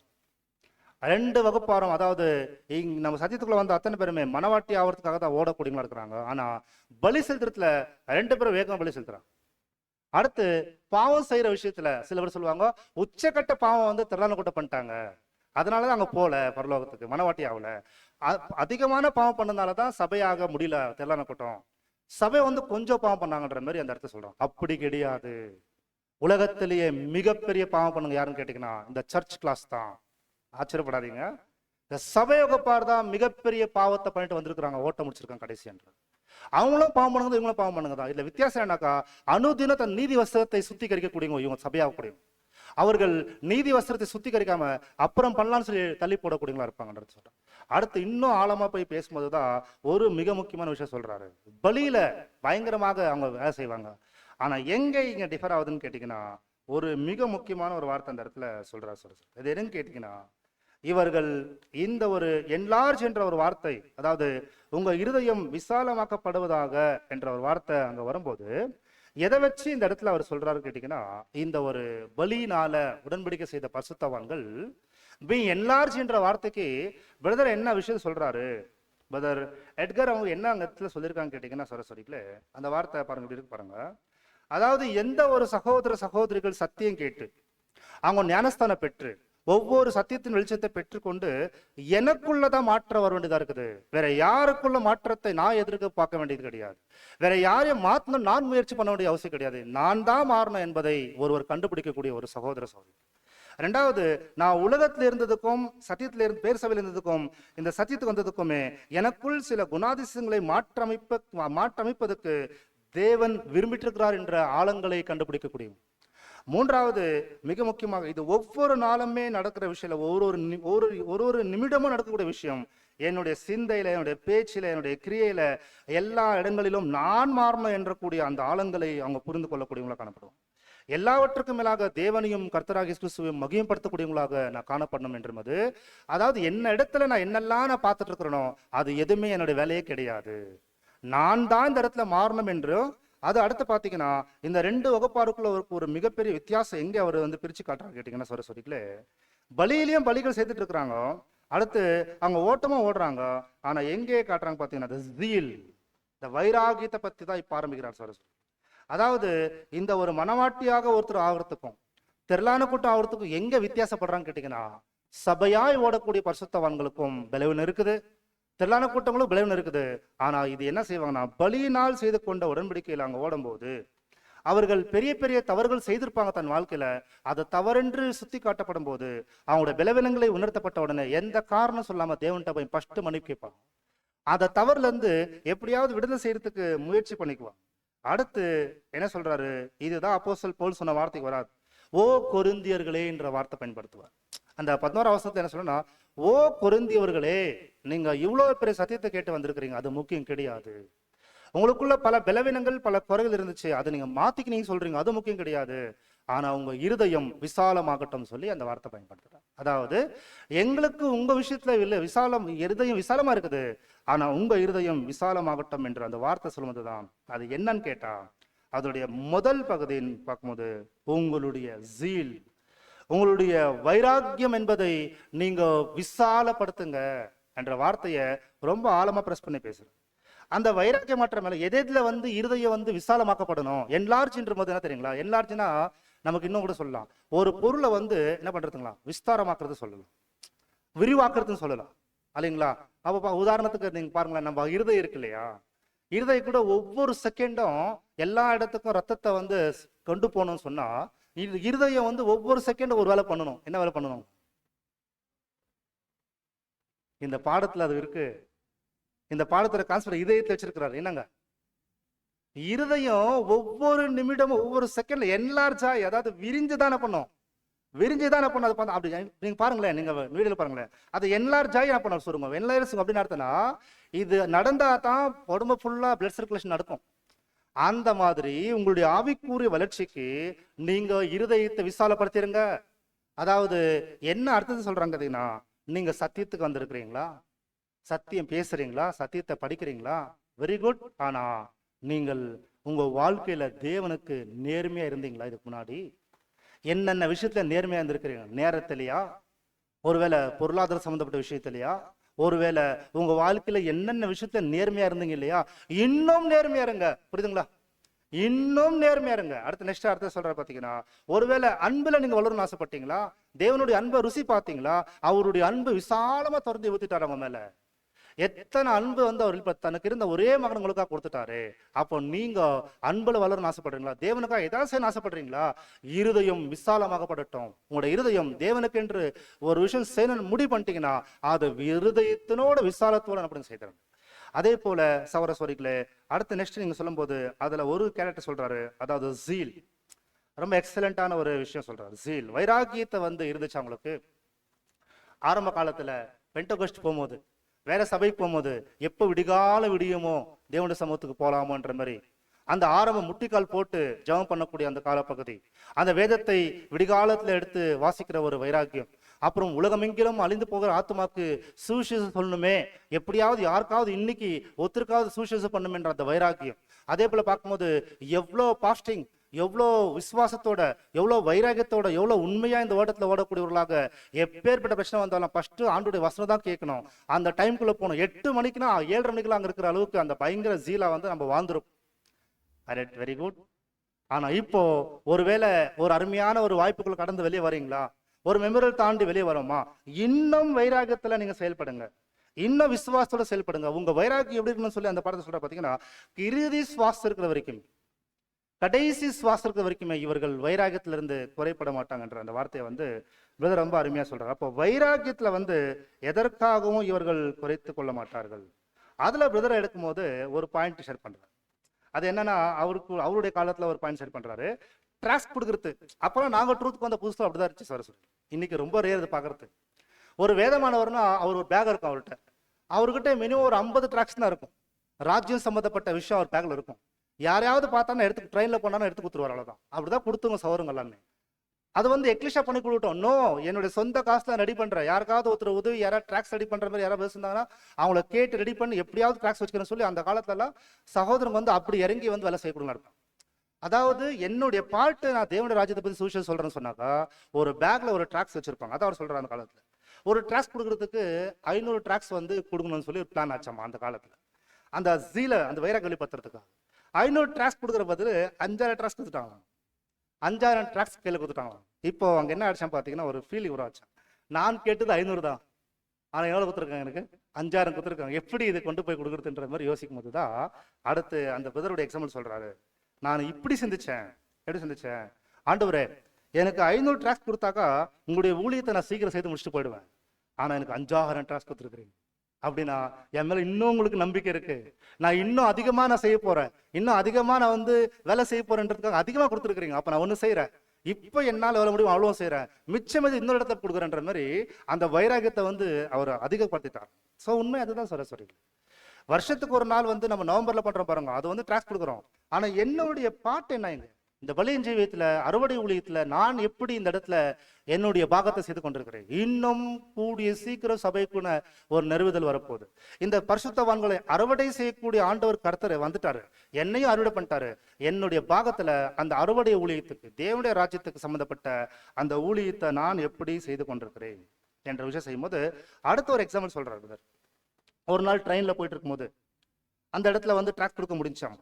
அதே இடத்துல நீங்க பார்க்கும்போது அடுத்த ஒரு மூமெண்ட் சொல்றேன். என்னன்னா, அந்த இடத்துல வந்து டிடி கிட்ட அந்த கேண்டிடேட், அந்த டிடி என்ன கேட்குறாங்க பார்த்தீங்கன்னா, எனக்கு ஒரு வாய்ப்பு கொடுக்க முடியுமா, இந்த ட்ராக்ஸ் வந்து எங்களுக்கு கொடுக்கணும், பேசஞ்சர் கொடுக்கணும் சொல்லி ஸ்ட்ரிக்ட். அதாவது ஒரு மனத்தாலுமே அது கேட்குறாரு, ஒரே ஒரு வாய்ப்பு கொடுங்களேன் இந்த ட்ராக்ஸ் கொடுக்கறதுக்கு, இந்த இந்த ஒரு ட்ரெயினில் ட்ராவல் பண்ணுறவங்களுக்குன்னு கேட்குறாரு. அவர் என்ன பண்ணுறாரு கேட்டீங்கன்னா, இல்லை முடியாது, ட்ராக்ஸ் எல்லாம் நீ கொடுக்க முடியாதுன்னு சொல்லி ஸ்ட்ரிக்டாக சொல்லிடுறாரு. ரொம்ப மனசு வருத்தம் ஆயிடுச்சு. ரொம்ப ஏன் வருத்தம் ஆயிடுச்சு சொல்றாருன்னா, இவ்வளோ ட்ராக்ஸ் தரேன், நான் எதாந்தேன், நான் வந்து இப்போ கண்டக்டரை நியாயமா கேட்டேன், அவர் கொடுக்க கூடாதுன்னு சொல்றாரு, பேசாம நான் அவர்கிட்ட கேட்காது இருந்திருக்கலாமோ, கேட்காத இருந்தா கொடுத்துட்டு போயிட்டு இருப்போமே எல்லாருக்குமே சொல்லி வச்சுட்டு, ஆண்டவரே ஒரு தப்பு பண்ணிட்டேன், எனக்கு நீங்க கிருபை காட்டுங்க, எப்படியாவது அந்த ட்ராக்ஸை நான் என்ன பண்ணணும் கொடுக்கணும் சொல்லி ஜெபம் பண்றாரு. ஜெபம் பண்ண முடிச்சத உடனே அந்த அவர் வராரு, அவர் ட்ரெயினில் இருக்கிற டிடி வராரு. வந்து என்ன கேட்குறாருன்னா, பாரு நான் அடுத்த போக்கிக்கு போறேன், அடுத்த ஒரு இடத்துக்கு நான் போறேன், அங்க நான் போய் வர்றதுக்குள்ள உன் வேலையை நீ பண்ணி முடிச்சிரு. இது கான்செப்ட் புரிஞ்சுக்கலாம். அதாவது என்னன்னா, நான் இன்னொரு வேலையா போறேன், நீ செய்ததை செய்து முடிச்சிருன்ற விஷயத்த வந்து மறுபடியும் அவர் வந்து இவர்கிட்ட சொல்றாருன்னா, இவருடைய அந்த வைராகியம் என்னன்னா, ஒரு பக்கம் ஒரு வேலை செய்யும் போது டோர் க்ளோஸ் ஆகலாம், ஆனா இன்னொரு பக்கம் இன்னொரு வாசல் திறந்திருக்கும் போது அதை நாம் தேட வேண்டியதா இருக்கும். சரஸ்வரி, எப்பயுமே என்னால முடியாது என்பதை நாம் ஒருவேளை ஒரு விஷயத்தை ஒதுக்கி வச்சுட்டு அப்படியே நாம் சோர்ந்து போயிட முடியாது என்பதை ரொம்ப அருமையாக இந்த இடத்துல வெளிப்படுத்துறோம். அப்ப எந்தெந்த விஷயத்துலன்னு பார்க்கும்போது, உங்க இருதயம் விசாலமாகப்பட்ட மாதிரி ஊழியம் செய்யறது மாற்றம் இல்லை, சகோதரர்களுக்காக சத்தியத்தில் அந்த சகோதர சகோதரர்கள் வளர்வதற்காக என்னுடைய பாகம் என்ன. அதாவது ரெண்டு விஷயம் இருக்குது. ஒன்று மாம்சீக உதவி, மாம்சீக சில நன்மைகள் செய்வது, ஏதோ ஒரு சில நன்மைகள் செய்யறது, ஒருவேளை அவங்களுக்கு ஏதாவது சின்ன ஊழியங்கள் செய்யறது, இது ஒரு பாகம். ஆனா ரெண்டாவது பாகம் இருக்குது, என்னுடைய உடன் சகோதர சகோதரிகள் சத்தியத்துல கிறிஸ்து இயேசுக்குள்ள வருவதற்கு என்னுடைய பார்ட் என்ன, நான் என்னெல்லாம் செய்ய முடியும் சகோதரங்களுக்கு, அதுல முக்கியத்துவம் கொடுக்குறேன்ற அந்த ஆழமான புரிதல். அதுல என்ன சொல்றாரு, 3 வார்த்தை சொல்றாரு. ஒன்று ஜீல், வைராக்கியம், எதுலன்னு கேட்டீங்கன்னா சகோதர அன்புல. ரெண்டாவது விசுவாசத்துல அந்த வைராகத்தை வெளிப்படுத்த சொல்றாரு சரஸ்வரி. இப்போ இந்த வைராகத்தை ஏன் எப்படி வெளிப்படுத்த சொல்றாருன்னு கேட்டீங்கன்னா, நமக்கு இருக்கக்கூடிய ஒரே ஒரு ஆப்ஷன் இந்த பூமியில இதுதான் சரஸ்வரி. யாருக்காவது வைராக்கியம் குறைஞ்சு போச்சுனாக்கா அந்த வைராகத்தை மறுபடியும் ரீப்ளேஸ்மெண்ட் பண்றதுக்கு பல வருஷங்களே கடந்து போயிடும். நான் பார்க்கிறேன், யோசிச்சு பாருங்களேன். நம்ம எல்லாராலும் கடந்த வாரத்துல ஒரு வாரம் மீட்டிங் வைக்கும்போது எத்தனை பிரச்சனை வர முடிஞ்சா, கூடி வர முடிஞ்சா, நம்ம எல்லாருமே ஸ்டடி பண்ண முடிஞ்சா, நம்ம எல்லாருமே படிக்க முடிஞ்சுதா, நம்ம எல்லாருமே தேவனுடைய உறவுக்குள்ள கடந்து போக முடிஞ்சா, சில தவறுகள் செய்யக்கூடாத முடிவு பண்ண முடிஞ்சா. அப்போ ஒரு வாரத்துக்கு அந்த எமோஷனல் கிரியேட் ஆகுதுன்னு சொன்னா,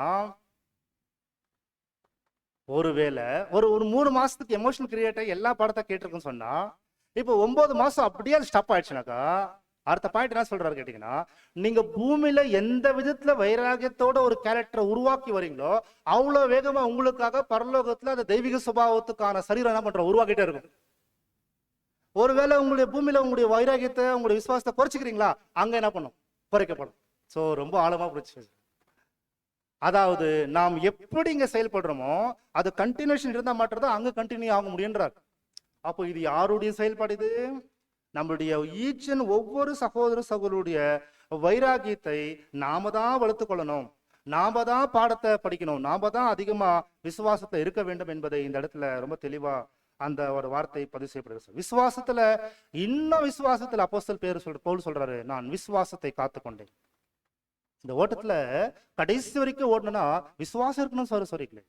அந்த விசுவாசத்துல மறுபடியும் இந்த அப்பத்துல கை போடுறோம்னா உங்களுக்கு இன்னும் ஸ்டில் இன்னும் வாய்ப்பு இருக்கு, இன்னும் மனவாட்டிக்குரிய வாய்ப்பு இருக்கு.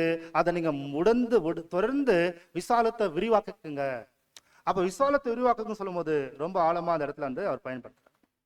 அப்போ எந்த அளவுக்கு விசுவாசத்தையும் சகோதர அன்பையும் வைராகியத்தையும் நாம் விருத்திக்க செய்கிறோமோ அந்த அளவுக்கு ஆவியின் சரீரத்தை அங்க ரெடியாகும் நாம் பார்க்கிறோம். அதுல ரொம்ப எளிமையா புரிஞ்சிடலாம் இந்த பாடத்துல. நான் மனவாட்டி ஆவேனா நான் திரளான கூட்டம் ஆவேனான்றது நாம டிசைட் பண்ணலாம். நம்ம கண்டுபிடிக்க முடியுமா முடியாதுங்களான்றது அடுத்த கேள்வி. முடியுங்களா? எப்படின்னு கேட்டா, நான் எப்படி வாழ்றேன்றது என் புது சிருஷ்டி மனசாட்சி சாட்சி கொடுக்கும். அப்ப தினந்தோறும் நான் பலியின் ஜீவன் செய்யும்போது அனுதினமும் நான் சாகிறேன்னு சொன்னா, அனுதினமும் இந்த வைராகத்தையும் விசுவாசத்தையும் சகோதர அன்பையும் நான் கூட்டி வளர்க்கக்கூடியவனாக இருக்கணும்னு சொன்னா, அப்ப நான் இந்த ஊழியத்தை நான் செய்வேன். இந்த ஊழியம் மாற்றம் இல்லாம அவர் சொன்ன மாதிரி எந்த டிராக்ஸ் கொடுக்கும் போதும், ஒரு காலத்துல ஒரு வயசான ஆண்டி இருந்தாங்க, அவங்க பேர் ரேச்சல். உங்களுக்கு அவங்கள பத்தி ஏற்கனவே சொல்லியிருக்கிறோம். திருமணமே செய்து கொள்ளாம நர்ஸா வாழ்ந்தாங்க. அவங்களுடைய வாழ்க்கையுடைய முக்கியத்துவம் என்ன கேட்டீங்கன்னா, அப்பெல்லாம் போனு இந்த மாதிரி இன்டர்நெட் எதுவுமே கிடையாது, ட்ராக்ஸ் தான் அப்பெல்லாமே. அந்த ட்ராக்ஸ் ஊழியம் மெஜிஸ்ட்ரிக்ட்ல ஆரம்பிப்பாங்களாமா. மெஜிஸ்ட்ரிக்ட்ல கேஜிஎஃப் போற வரைக்கும் ஒரு ட்ரெயின், கிட்டத்தட்ட 2 ட்ரெயின், ஒரு ட்ரெயின் போகும் ஒரு டைம் வரும். வேலை முடிச்ச உடனே ட்ராக்ஸ் ரெடி பண்ணி வச்சிருப்பாங்களாம், 3-4 ட்ராக்ஸ். அந்த ட்ராக்ஸ் எடுத்து பேக்ல போட்டுட்டு மெஜிஸ்ட்ரிக்ட்ல ஆரம்பிச்சு கரெக்டா உரிகம் வரைக்குமே என்ன பண்ணுவாங்க, ட்ராக்ஸ் எடுத்து வருவாங்க. மறுபடியும் அங்க இருந்துட்டு டீ இல்லை ஸ்நாக்ஸ் எல்லாம் சாப்பிட்டு மறுபடியும் அங்க ரிட்டர்ன் வரும். டெய்லி அவங்களுடைய வாழ்க்கையில இப்பேற்பட்ட பிரயாசப்பட்டதுனால இன்னைக்கு சில வருஷங்களா ட்ரூத்ல சில பேர் நிக்கிறாங்க, இன்னைக்கு வரைக்கும் நிக்கிறாங்க. அப்படின்னா என்னால சத்தியத்துக்கு என்ன செய்ய முடியும்? நான் பெற்றுக்கொண்ட நன்மை பெருசுதான், ஆனா இந்த உண்மையை நான் இன்னும் அதிகரிக்கிறதுக்காக, அந்த வெளிச்சத்தை எனக்குள்ள அதிகரிக்கிறதுக்காக நான் தினந்தோறும் என்ன செய்ய முடியும் சொல்லும் போது, ஊழியம் ஒரு பாகம், கேரக்டர் ஒரு பாகம். அப்ப என்ன சொல்றாரு, கிறிஸ்துவனுடைய சிந்தையை யார் ஒருவர் அதிகரித்து வளர்த்து கொண்டு வரமோ அதுக்கேற்ற சரீரம் அங்க உருவாகுது என்ற வார்த்தை. ஸோ அப்போ சௌரஸ்வரிகளே, இந்த மாதிரி அநேக ஊழிய வாய்ப்புகளை நமக்கு கிடைக்கும் போதெல்லாமே நம்ம செய்யக்கூடியவங்களாக காணப்பட நம்ம பார்க்கிறோம். அடுத்த ஒரு பாட்டு நம்ம பார்த்தீங்கன்னா இந்த பாடத்துல சௌரஸ்வரிகளே, அதை நான் கேட்டீங்கன்னா, இந்த ஒரு விஷயத்த ஒருவேளை சத்தியத்துல சகோதர அன்புல நாம் விசுவாசத்துல, தைரியத்துல, நம்பிக்கையில, இந்த கேரக்டர் எல்லாமே வந்து பாத்தீங்கன்னா ஒரு விஷயம் சொல்றாரு, என்னால இவ்வளவுதான் செய்ய முடியுங்க, இதுக்கு மேல செய்ய முடியாதுங்க சொன்னா யாரும் என்ன செய்ய மாட்டாங்க, என்ன செய்ய மாட்டாங்க சொல்லுங்களேன், வாய்ஸ் வரல. யாருமே யாரையும் போர்ஸ் பண்ண மாட்டாங்க, அவரும் போர்ஸ் பண்ண மாட்டாரு, சௌரசரை போர்ஸ் பண்ண மாட்டாரு. நீங்க அப்படியே இருந்துக்குங்க, ஆனா அப்படிப்பட்ட சரீரம் தான் கிடைக்கும்ன்ற மாதிரி பேசுறேன். அது ரொம்ப ஆழமா பேசியிருக்கிறாரு. அதுல சௌரஸ்வரிக்குல ஒரு விஷயத்தை நான் பார்க்கும்போது இந்த ஒரு வசனத்தை நம்ம வாசிக்கலாம். 2 கொரிந்தியர் 5ஆம் அதிகாரம் 1ஆம் வசனத்தை வாசிக்கலாம். பூமிக்குரிய கூடாரமாகிய நம்முடைய வீடு அழிந்து போனாலும் தேவனால் கட்டப்பட்ட கைவேலை அல்லாத நித்திய வீடு பரலோகத்தில் நமக்கு உண்டென்று அறிந்திருக்கிறோம். பாத்தீங்களா, பரலோகத்தில் நமக்கு உண்டென்று அறிந்திருக்கிறோம். சகோதர சகோதரிகளே, அதாவது வேற ஒரு கூடாரம் நமக்காக இருக்குது என்பதை அறிந்திருக்கிறோம் என்ற அந்த வார்த்தையை எவ்வளவு ஆழமா அவர் சொல்றாருன்னு கேட்டீங்கன்னா, என்னுடைய ஒவ்வொரு முயற்சி கிறிஸ்து இயேசுக்குள்ள நான் வளர்ந்து வருவதற்காக, அதாவது இந்த அழைப்பையும் தெரிந்து கொள்வதை உறுதிப்படுத்துவதற்காக நாம் என்னதான் செய்யணுமா பார்த்தீங்கன்னா, இண்டிவிஜுவல் ரெஸ்பான்சிபிலிட்டிஸ், தனிப்பட்ட ஜபமும் ஆராய்ச்சியும். யார் ஒருவருடைய வாழ்க்கையில ஜஸ்ட் பார்த்தீங்கன்னா வாழ்க்கை முழுவதுமே ஒருவேளை கண்டுபிடிச்சலாம் நம்ம என்னன்னு பார்த்தா, யாருடைய வாழ்க்கையில தனிப்பட்ட வாழ்க்கையில வேதத்தையும் அவருடைய ஸ்டடிஸையும் இழந்ததனுடைய வெளிச்சத்தையும் பெற்றுக்கொள்ளாத வாழ்ந்துட்டு இருக்கிறாரோ, தனிப்பட்ட விதத்துல ஸ்டடி பண்ணாத போயிட்டு இருக்கிறாரோ, அவர் ஜஸ்ட் பேருக்காக மாற்றதா நியூ கிரியேஷனா இருக்க முடியும். ஒருவருடைய வாழ்க்கையில இது அதிகரிக்கணும். ஆக்சுவலி அவருடைய தனிப்பட்ட வாழ்க்கை அதிகரிக்கணும், ஏன்னா இதுதான் நம்மளுடைய ஜீவன். இது அதிகரிக்க அதிகரிக்க அடுத்து வெளிப்படக்கூடிய விஷயம், அவர் தனிப்பட்ட விஷயத்துல என்ன ஸ்டடி பண்ணாரு, அவர் என்ன ஆராய்ச்சி பண்ணாரு, அது என்னுடைய உடன் சகோதரர்களுக்கு நான் பலியின் ஜீவி செய்ய போகிறேன். எந்த கூட்டம்னாலும் பரவாயில்ல, அது பெரியன் ஸ்டடிஸா இருக்கட்டும், விட்னஸ் மீட்டிங்கா இருக்கட்டும், ஒருவேளை அது வந்து வெஸ்பர் சர்வீஸா இருக்கலாம், எந்த கூட்டத்திலாவது என்னுடைய பெஸ்டா சகோதரர்கள் செய்யற. அதாவது என்ன சொல்றாரு பாத்தீங்கன்னா, என்னுடைய ஒவ்வொரு பிரயாசமும் என்னுடைய உடன் சகோதர சகோதரிகள் என் சரீரத்துல சுவாசம் இருக்கிற வரைக்குமே அவர்கள் கிறிஸ்துக்குள்ள சேருவதற்காக நான் என்னெல்லாம் செய்ய முடியுமோ அத்தனையும் செய்யறேன். அதாவது என்னென்ன என்னால முயற்சி செய்ய முடியும், நான் முயற்சி பண்ணாலும் என்னால் வர முடியாது இருந்தாலும் எப்படியா தேவனுடைய ஆய் பெற்றுக்கொண்டு சகோதரர்களாக ஒன்றா சேர்ந்து அவர்கள் விசுவாசத்திலையும் சத்தியத்திலையும் நம்பிக்கையிலையும் தேவனுடைய அன்பிலையும் கிறிஸ்தனுடைய சாயல் வருவதற்கு என் உடன் சகோதரர்களுக்கு நான் தினந்தோறும் நான் சகாயம் செய்யக்கூடிய நபராக வாழ்கிறேன். ஒவ்வொரு பரிசுத்தவான்களுக்காகவும் நான் ஜெபம் செய்கிறேன். நான் யாரோட சேர்ந்து பழகிறேனோ அவர்கள் என் நிமித்தம், என்னுடைய வாழ்க்கை நிமித்தம் அவங்க இன்னும் உற்சாகம் அடையணும், இன்னும் வைரகம் அடையணும், இன்னும் நேர்மையா வாழணும், இன்னும் தேவனையும் இயேசு கிறிஸ்துவை அறிந்து கொள்ளணும். அந்த அறிவுக்குள்ள வருவதற்காக எல்லாவற்றையும் குப்பை என்றும் நஷ்டம் என்றும் நான் விட்டு என்னோட கூட தேவனிடத்தில் உடன்படிக்கை செய்த பரிசுத்தவனுக்காக நான் வாழ்க்கை முழுவதுமே முயற்சிக்கிறேன் என்ற அந்த வைராக்கியமான அந்த சிந்தை தான் அந்த சரீரத்துக்குள்ள கொண்டு போய் நீ கேட்க முடியும் சொல்லி பேசுறேன். அப்போ சிறுமந்தையே நீ பயப்படாதே என்ற வார்த்தை சொல்றேன். அப்ப அது இந்த ஒரு ரிசரக்ஷன் வந்து பலர்பட ரொம்ப விஷயம் இருக்குது. அப்போ ஒருவேளை என்னுடைய இந்த பாதையில என் உடன் சகோதரிகள் சில பெனவலத்துல சில தவறு செய்யறாங்களா, சில குறைகள் காணப்படுகிறதா? அப்போ பேதுரு கேட்கிறார், எத்தனை தடவை மன்னிக்கிட்டோம்? 490 தடவை மன்னி. ஏன் அந்த கான்செப்ட் கொண்டு வரேன்னு சொல்லி பதில் எக்ஸ்பிளைன் பண்றாரு கேட்டீங்கன்னா, ஒரு சகோதரன், நோட் பண்ணுங்க, மனம் திரும்பக்கூடிய சகோதரர், தன் பாவத்தை குறித்து வருந்தக்கூடிய சகோதரர். அந்த கான்செப்ட் புரித முடியுதுங்களா உங்களுக்கு?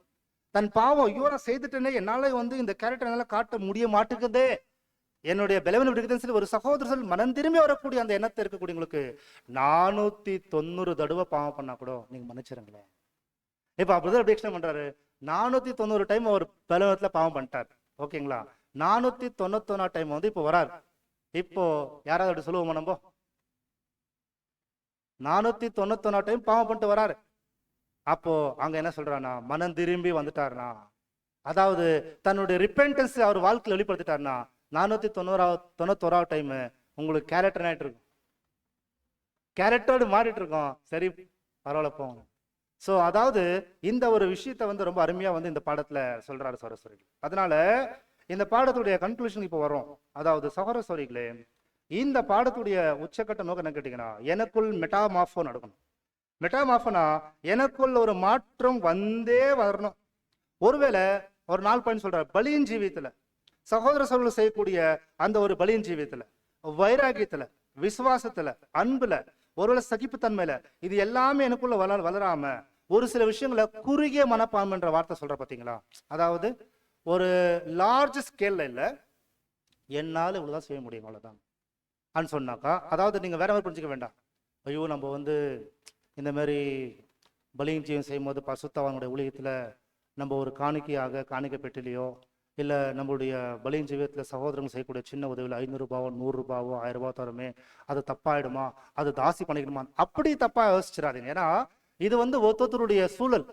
ஒருவருக்கு அதிகமாக கொடுத்துருப்பாரு, அவங்க அதிகமாக செய்யலாம். ஒருத்தருக்கு கம்மியாக கொடுத்துருப்பாரு, அவங்க கம்மியாக செய்யலாம். இந்த பணத்தை பற்றி இந்த இடத்துல பேச வரல, அதுவும் லாஸ்ட்ல பேசுகிற பார்க்கலாம். ஆனால் இதை கன்ஃபியூஷன் ஆக வேண்டாம் யாருமே. ஒவ்வொருத்தருக்கும் என்ன முடியும் அது செய்யலாம். ஆனால் எந்த விஷயம் சொல்றாருன்னா, முடியும், செய்ய முடியும், இன்வால்மெண்ட் ஆக முடியும், பலியும் செய்வதற்கு எல்லா வாய்ப்பு இருக்குது, ஆனா நான் செய்ய மாட்டேன் என்ற ஒரு சின்ன குறுகிய மனப்பான்மை இருக்கிறீங்களா, வெரி குட், பரவாயில்ல. ஆனா அதே மாதிரி சரீரம் தான் பரலோகத்துல உங்களுக்கு கிடைக்கும்னு சொல்றேன். ரொம்ப சிம்பிளா இப்ப இந்த பாடம் புரியுதுங்களா? எப்படி ஒருத்தர் திரளான கோட்டை மாறுறாங்க, எப்படி ஒருத்தர் தெய்வீக சபைனா பி என்லார்ஜ்னா கேரக்டர் காட்டுறதுக்கு இன்னும் விரிவாக்குவாங்க, விரிவான சரீரம் கிடைக்குவாங்க. கேரக்டர் காட்டுறதுக்கு குறுகிய மனப்பான்மை இருக்கிறோமா, அந்த குறுகிய மனப்பான்மையில தான் அந்த இடத்துல வர சொல்றேன். அதுல ரொம்ப ஆழமா என்ன ஒரு வார்த்தை பேசுறா, ரொம்ப யூஸ்ஃபுல்லா இருந்துச்சு பாத்தீங்கன்னா, இந்த பாதையில பலியின் ஜீவியத்துல இன்னொரு முக்கியமான விஷயத்தை அவங்க கண்டுபிடிப்பாங்களாம். அதாவது என்னுடைய நடத்தையில, என்னுடைய பேச்சில, என்னுடைய கிரியையில, என்னுடைய பார்வையில, என்னுடைய சிந்தையில, என்னுடைய அணுகுமுறையில நான் யாருக்காவது இடர்லா இருக்கிறேன்னா இந்த பாதையில அது அனலைஸ் பண்ணியே ஆவணமா சொல்ற. இந்த வாழ்க்கையில நான் யாருக்காவது என்னோட பேச்சு, பார்வை, சிந்தை, கிரியையில ஏதாவது இடர்ல இருக்கிறேன்னா, இடரெல்லாம் ஆயிட்டேனாக்கா அது மிகப்பெரிய துரோகம் ஆயிடுமே, மிகப்பெரிய பாவம் ஆயிடுமே. எப்படியாவது என் வாழ்க்கையை சீர்தூக்கி பார்க்கிறேன். தினந்தோறும் இந்த பலியின் ஜீவித்தை நான் வாழப்போகிறேன் என்ற மாதிரி ஆழமா நம்ம சிந்தித்து செயல்படக்கூடியவங்களாக அந்த இடத்துல காணப்படணும். ஏன்னா இந்த இடத்துல அப்படிப்பட்ட ஒரு மனப்பான்மை வந்துச்சுனாக்கா அவர்கள் இந்த 2 ஆவியின் சரீரத்திலே இல்லாத போகக்கூடிய நபர்களாக காணப்படுவான்றது பார்க்கிறோம். அருமையான சகோதரர்களே, சகோதரர்களுக்கு எவ்விதத்திலும் இடரின் கல்லாக நான் இருக்கிறேனா, அப்படி வச்சுட்டேனாக்கா என்னுடைய ஆவிக்குரிய வளர்ச்சி துண்டிக்கப்படுமே என்ற தேவனுடைய ஜனங்க தினந்தோறும் பயபக்தியில வளரணும், இன்னும் நேர்மையா வளரணும் சொல்லும்போது நாங்க எப்படி எக்ஸ்பெக்ட் பண்றோம் இந்த பாடத்தை. நான் படிக்கும்போது எனக்கு எப்படி ஒரு பார்த்தீங்கன்னா, மீட்டிங் மிஸ் பண்ணக்கூடாது, அதிகமாக ஸ்டடிஸ் பண்ணணும், அதிகமாக உண்மையாக வாழணும், இன்னும் நேர்மையாக வாழணுன்ற அந்த ஒரு என்கரேஜ் சொல்றதை காட்டிலும் இன்ஸ்பிரேஷன் அவருடைய வாழ்க்கையில் அவங்க பண்ணுற விஷயங்கள். நம்ம பாடம் கேட்குற நமக்கும் அவ்வளோதான்.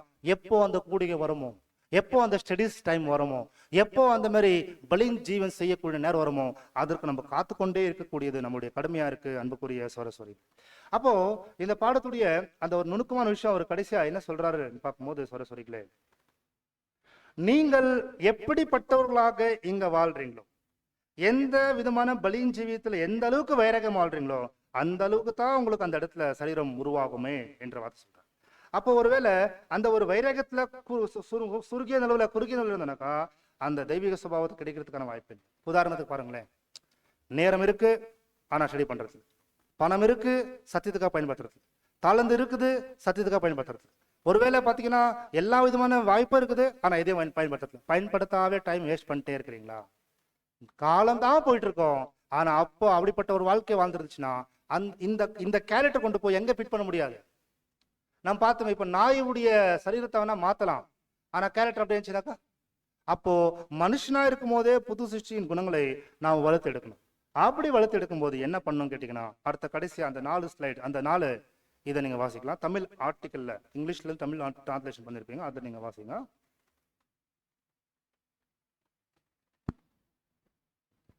இந்த வசனத்தில் 2 முக்கிய கருத்துக்கள் அடங்கியுள்ளன. நான் அவர்களுக்குள்ளே வாசம் பண்ணுவேன் மற்றும் அவர்களுக்குள்ளே உலாவுவேன். அப்போஸ்தலர் உலாவுதல் என்பதற்கு பொதுவான கிரேக்க வார்த்தையை பயன்படுத்தினாலும் அதற்கு முன்னொட்டுகளை சேர்த்து ஒரு தனித்துவமான முறையில் அதை கையாண்டுள்ளார். அதன் உண்மையான பொருள் அவர்களுக்குள்ளே சுற்றிலும் உலாவுதல் என்பதாகும்.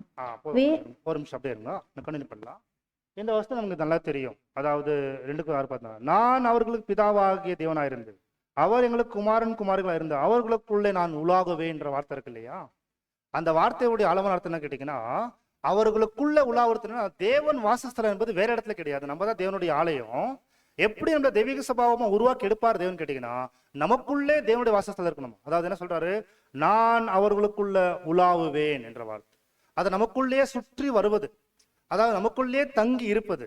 அதாவது நமக்குள்ளவே பாத்தீங்கன்னா நமக்கு தெரியும், அதாவது நமக்குள்ள தங்கி இருப்பதுன்னு சொல்லலாம், நமக்குள்ள சுற்றி வருவது சொல்லலாம், நம்மளுக்குள்ளவே வாசம் செய்வது. எப்படின்னு கேட்கும் போது அவர் சொல்றாரு, அதாவது நம்முடைய கண்கள் வெளியா, நம்முடைய காது வெளியா, நம்முடைய நாக்கு வெளியா, நம்முடைய கைகள் வெளியா, நம்முடைய கால்கள் வெளியா தேவன் உலாவி வருவதை நாம் உணர முடியும் என்பதை சொல்றார். அது என்ன அர்த்தம்னு கேட்டீங்கன்னா, இந்த டிவைன் நேச்சர்ல போய் சேரக்கூடியவங்களுக்கு ஒரு மெட்டாமார்ஃபன் நடக்கும்.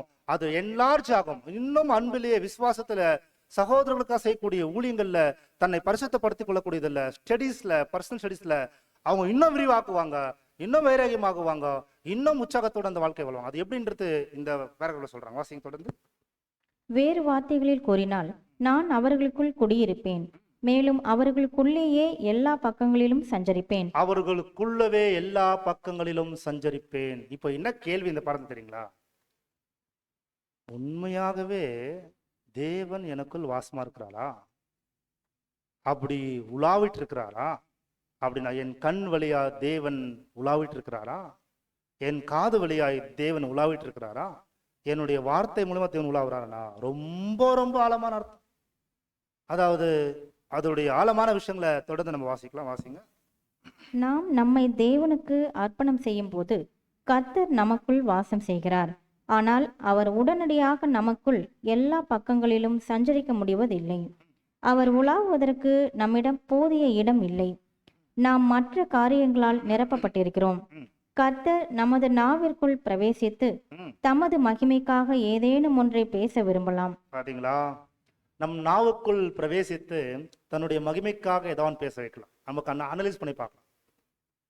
ஒரு முடிவு பண்ணியிருப்போம் கான்சிகரேஷன்ல. இப்போ லாஸ்ட் வீக்கா என் நாவுக்குள் தேவன் பிரவேசித்தால் நான் பேசுற ஒவ்வொரு வார்த்தையும் தேவன் மகிமையா இருக்கிறத மாற்ற பேசுவேன். அப்படி மகிமை வரலனாக்கா நான் ஸ்டாப் பண்றேன்.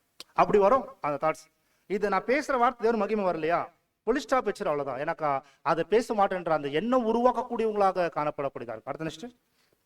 ஆனால் மற்றவர்கள் நம்மை கண்டு நகைப்பார்களோ என்ற பயத்தினால் நாம் நிறைந்திருப்பதால் அவரால் அங்கு நுழைய முடிவதில்லை. பாத்தீங்களா?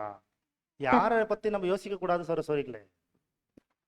மத்தவங்க பார்த்து நம்ம நினைச்சுக்குவாங்களா, பேச மாட்டாங்களா, பேசுவாங்களா, அவங்க என்ன நினைச்சுக்குவாங்க, அவங்க என்ன பார்த்துவாங்க, இது மாதிரி யோசிச்சு ஒருவேளை அந்த டைம்ல நம்ம அந்த கேரக்டர் காட்டாத போயிட்டோம்னா அந்த நேரத்துல தெய்வீக சபாவத்துல உருவாக்கக்கூடிய இருக்கு இல்லையா, அங்க என்ன வேலை நடக்கப்போ இங்க நிறுத்திட்டா அங்க என்ன ஆகும்?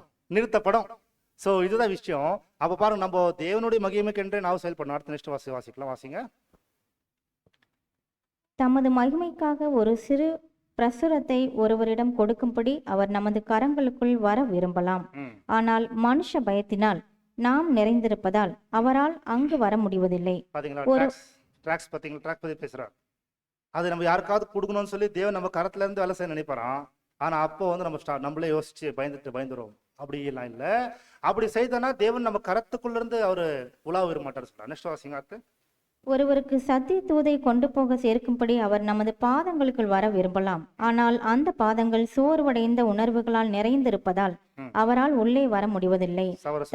ரொம்ப அருமையான வார்த்தை இல்லைங்களா? சத்திய தூதுகளை மற்றவங்களுக்கு சொல்றதுக்காக தேவன் கொண்டு போயிருக்கலாம். சத்திய தூதுனா ஒருத்தர் பாடம் பேசுறதா சத்திய தூது நினைக்கிறீங்களா? சரஸ்வரிகளே, நீங்க பெரியன் ஸ்டடீஸ்ல வீட்டில் படிச்சுட்டு வந்து இங்க உக்காந்து நீங்க படிச்ச விஷயம் ஷேர் பண்ணுவீங்க தெரியுங்களா?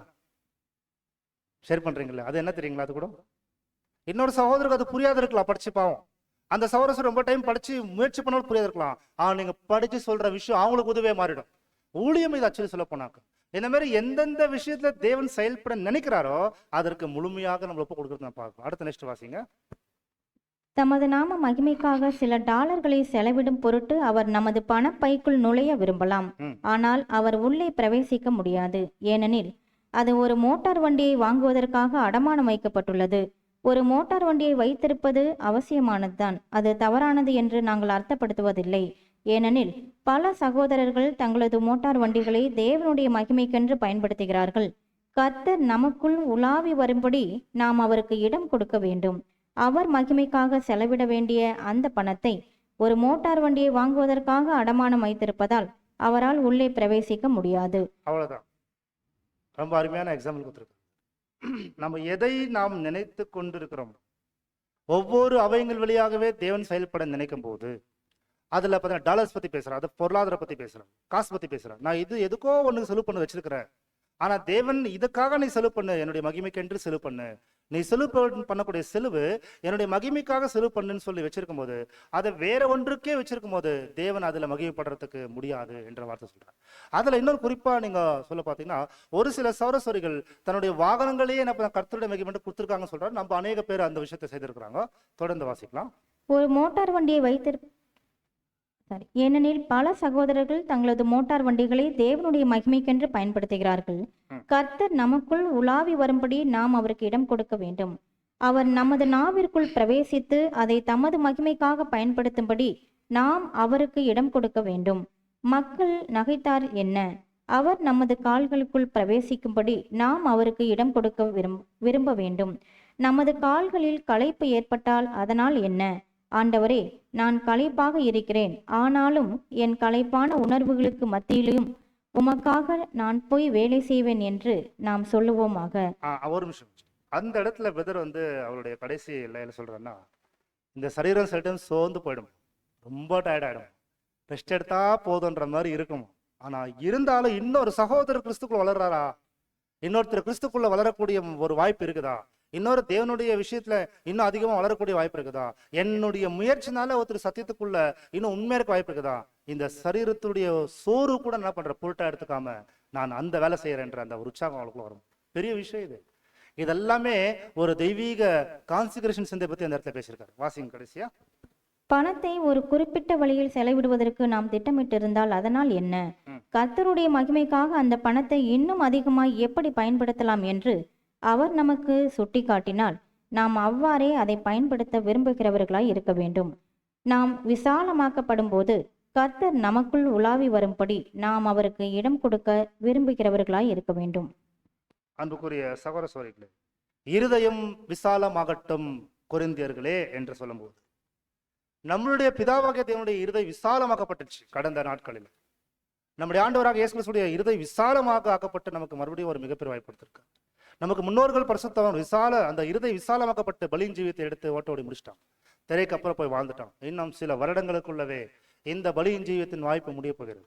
அதாவது இருதயம் விசாலமாக்கப்பட்டுனா பி என்லார்ஜ் என்ற ஒரு வார்த்தையை பார்க்கும்போது, யார் தன்னுடைய வாழ்க்கையில சகோதரர்களுக்கு இரக்கம், தயவு, நீடிய பொறுமை, அன்பு, அதாவது பார்த்தீங்கன்னா மனத்தாழ்மை எனக்கூடிய அந்த சகிப்பு தன்மை கூடிய அந்த குணாதிசயங்களை தினதோறும் வளர்த்தெடுத்து ஒவ்வொரு நாளும் இந்த விதமான சத்தியத்தின் வெளிச்சத்துல வளர்வதற்கு முயற்சி செய்யக்கூடியவர்களாக காணப்படக்கூடியவர்களாகும்.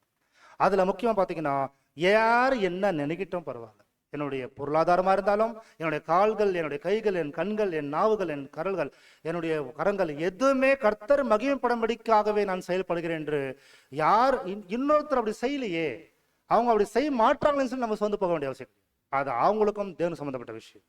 ஒருவர் கிறிஸ்துக்குள்ள மனவாட்டியாக தேவனை பிள்ளையா வாழ்றாங்கன்னா அவருக்கான ஒரே இறுதி தன்மை என்ன பார்த்தீங்கன்னா, நான் என் இருதயத்தை விசாலமாக்குகிறேன். எல்லா விஷயத்திலையும் விசாலமாக்கி இந்த ஓட்டத்தை ஓடி முடிக்கிறவங்களுக்கு இங்க எப்படி வாழ்ந்தோமோ அப்படிதான் அந்த சுபாவம் அங்க கிடைக்கும். பிரிய மனசு, அதாவது ஒரு மாற்றம் நமக்குள் வர வேண்டியது அவசியம். அது ஏன் தள்ளி போடணும் என்பதுதான் இந்த பாடத்துடைய முக்கியமான கான்செப்ட். அதனால அன்புக்குரிய சகோதர சகோதரிகளே, நம்மளுடைய சகல குணாதிசயங்கள் இன்னைக்கு இருக்குது இல்லையா, மாம்ச குணாதிசயங்கள், அதை வச்சு நாம் ஒன்றுமே செய்ய முடியாது, மனவட்டியாக முடியாது. ஆனா இருதயம் விசாலமாக்கப்பட்டு சத்தியத்துக்கும் தேவனுக்கும் சகோதரர்களுக்கும் உண்மைக்காகவும் நாம் பலியின் ஜீவியத்தை கடைசி வரைக்கும் எடுக்கும்போது, நாயா இருக்கும்போது அதோடைய மனசுல அப்படியே மனுஷனுடைய குணங்களை மாற்றி கொண்டு மனிதனுக்குள்ள வைக்கிறது போல நம்மளுடைய மனுஷ சரீரத்திலேயே தேவனுடைய குணங்களை தான் நிரப்பி தெய்வீக சுபாவத்துல கொண்டு போய் வைக்கிற அளவுக்கு நம்முடைய இருதயம் இன்னும் கூட்டங்களுக்கு அதிகமா நாம் வரவோம். இன்னும் தனிப்பட்ட ஜபத்துல, தனிப்பட்ட ஆராய்ச்சியில, தனிப்பட்ட அர்ப்பணிக்கப்பட்ட பாதையில தொடர்ந்து நாம் முன்னேற்றத்துல கடந்து போறபடிக்கு எப்பேற்பட்ட ஒரு சிந்தையை தரித்து கொண்டு இந்த ஓட்டத்தை ஓடணும் என்பதையும் அந்த பாடத்துல தெளிவா கொடுக்கணும். அப்போ நம்முடைய கடைசி கேள்வி என்ன பார்த்தீங்கன்னா, இருதயம் விசாலமாக்கப்பட்டுச்சா, விசாலமாக்கப்படணுமா? விசாலமாக்கப்பட்டால் ஒளியே நாம் இந்த ஒரு பாதையில முன்னேற்றத்தில் கடந்து போக முடியாது. யார் இருதயம் விசாலமாக்கப்படுகிறதோ அவர்கள் மனவாட்டிக்குரியவர்களாகவே இருப்பார்கள் என்பதை இந்த பாடத்தை நிறைவு செய்து நம்ம முடிக்கிறோம்.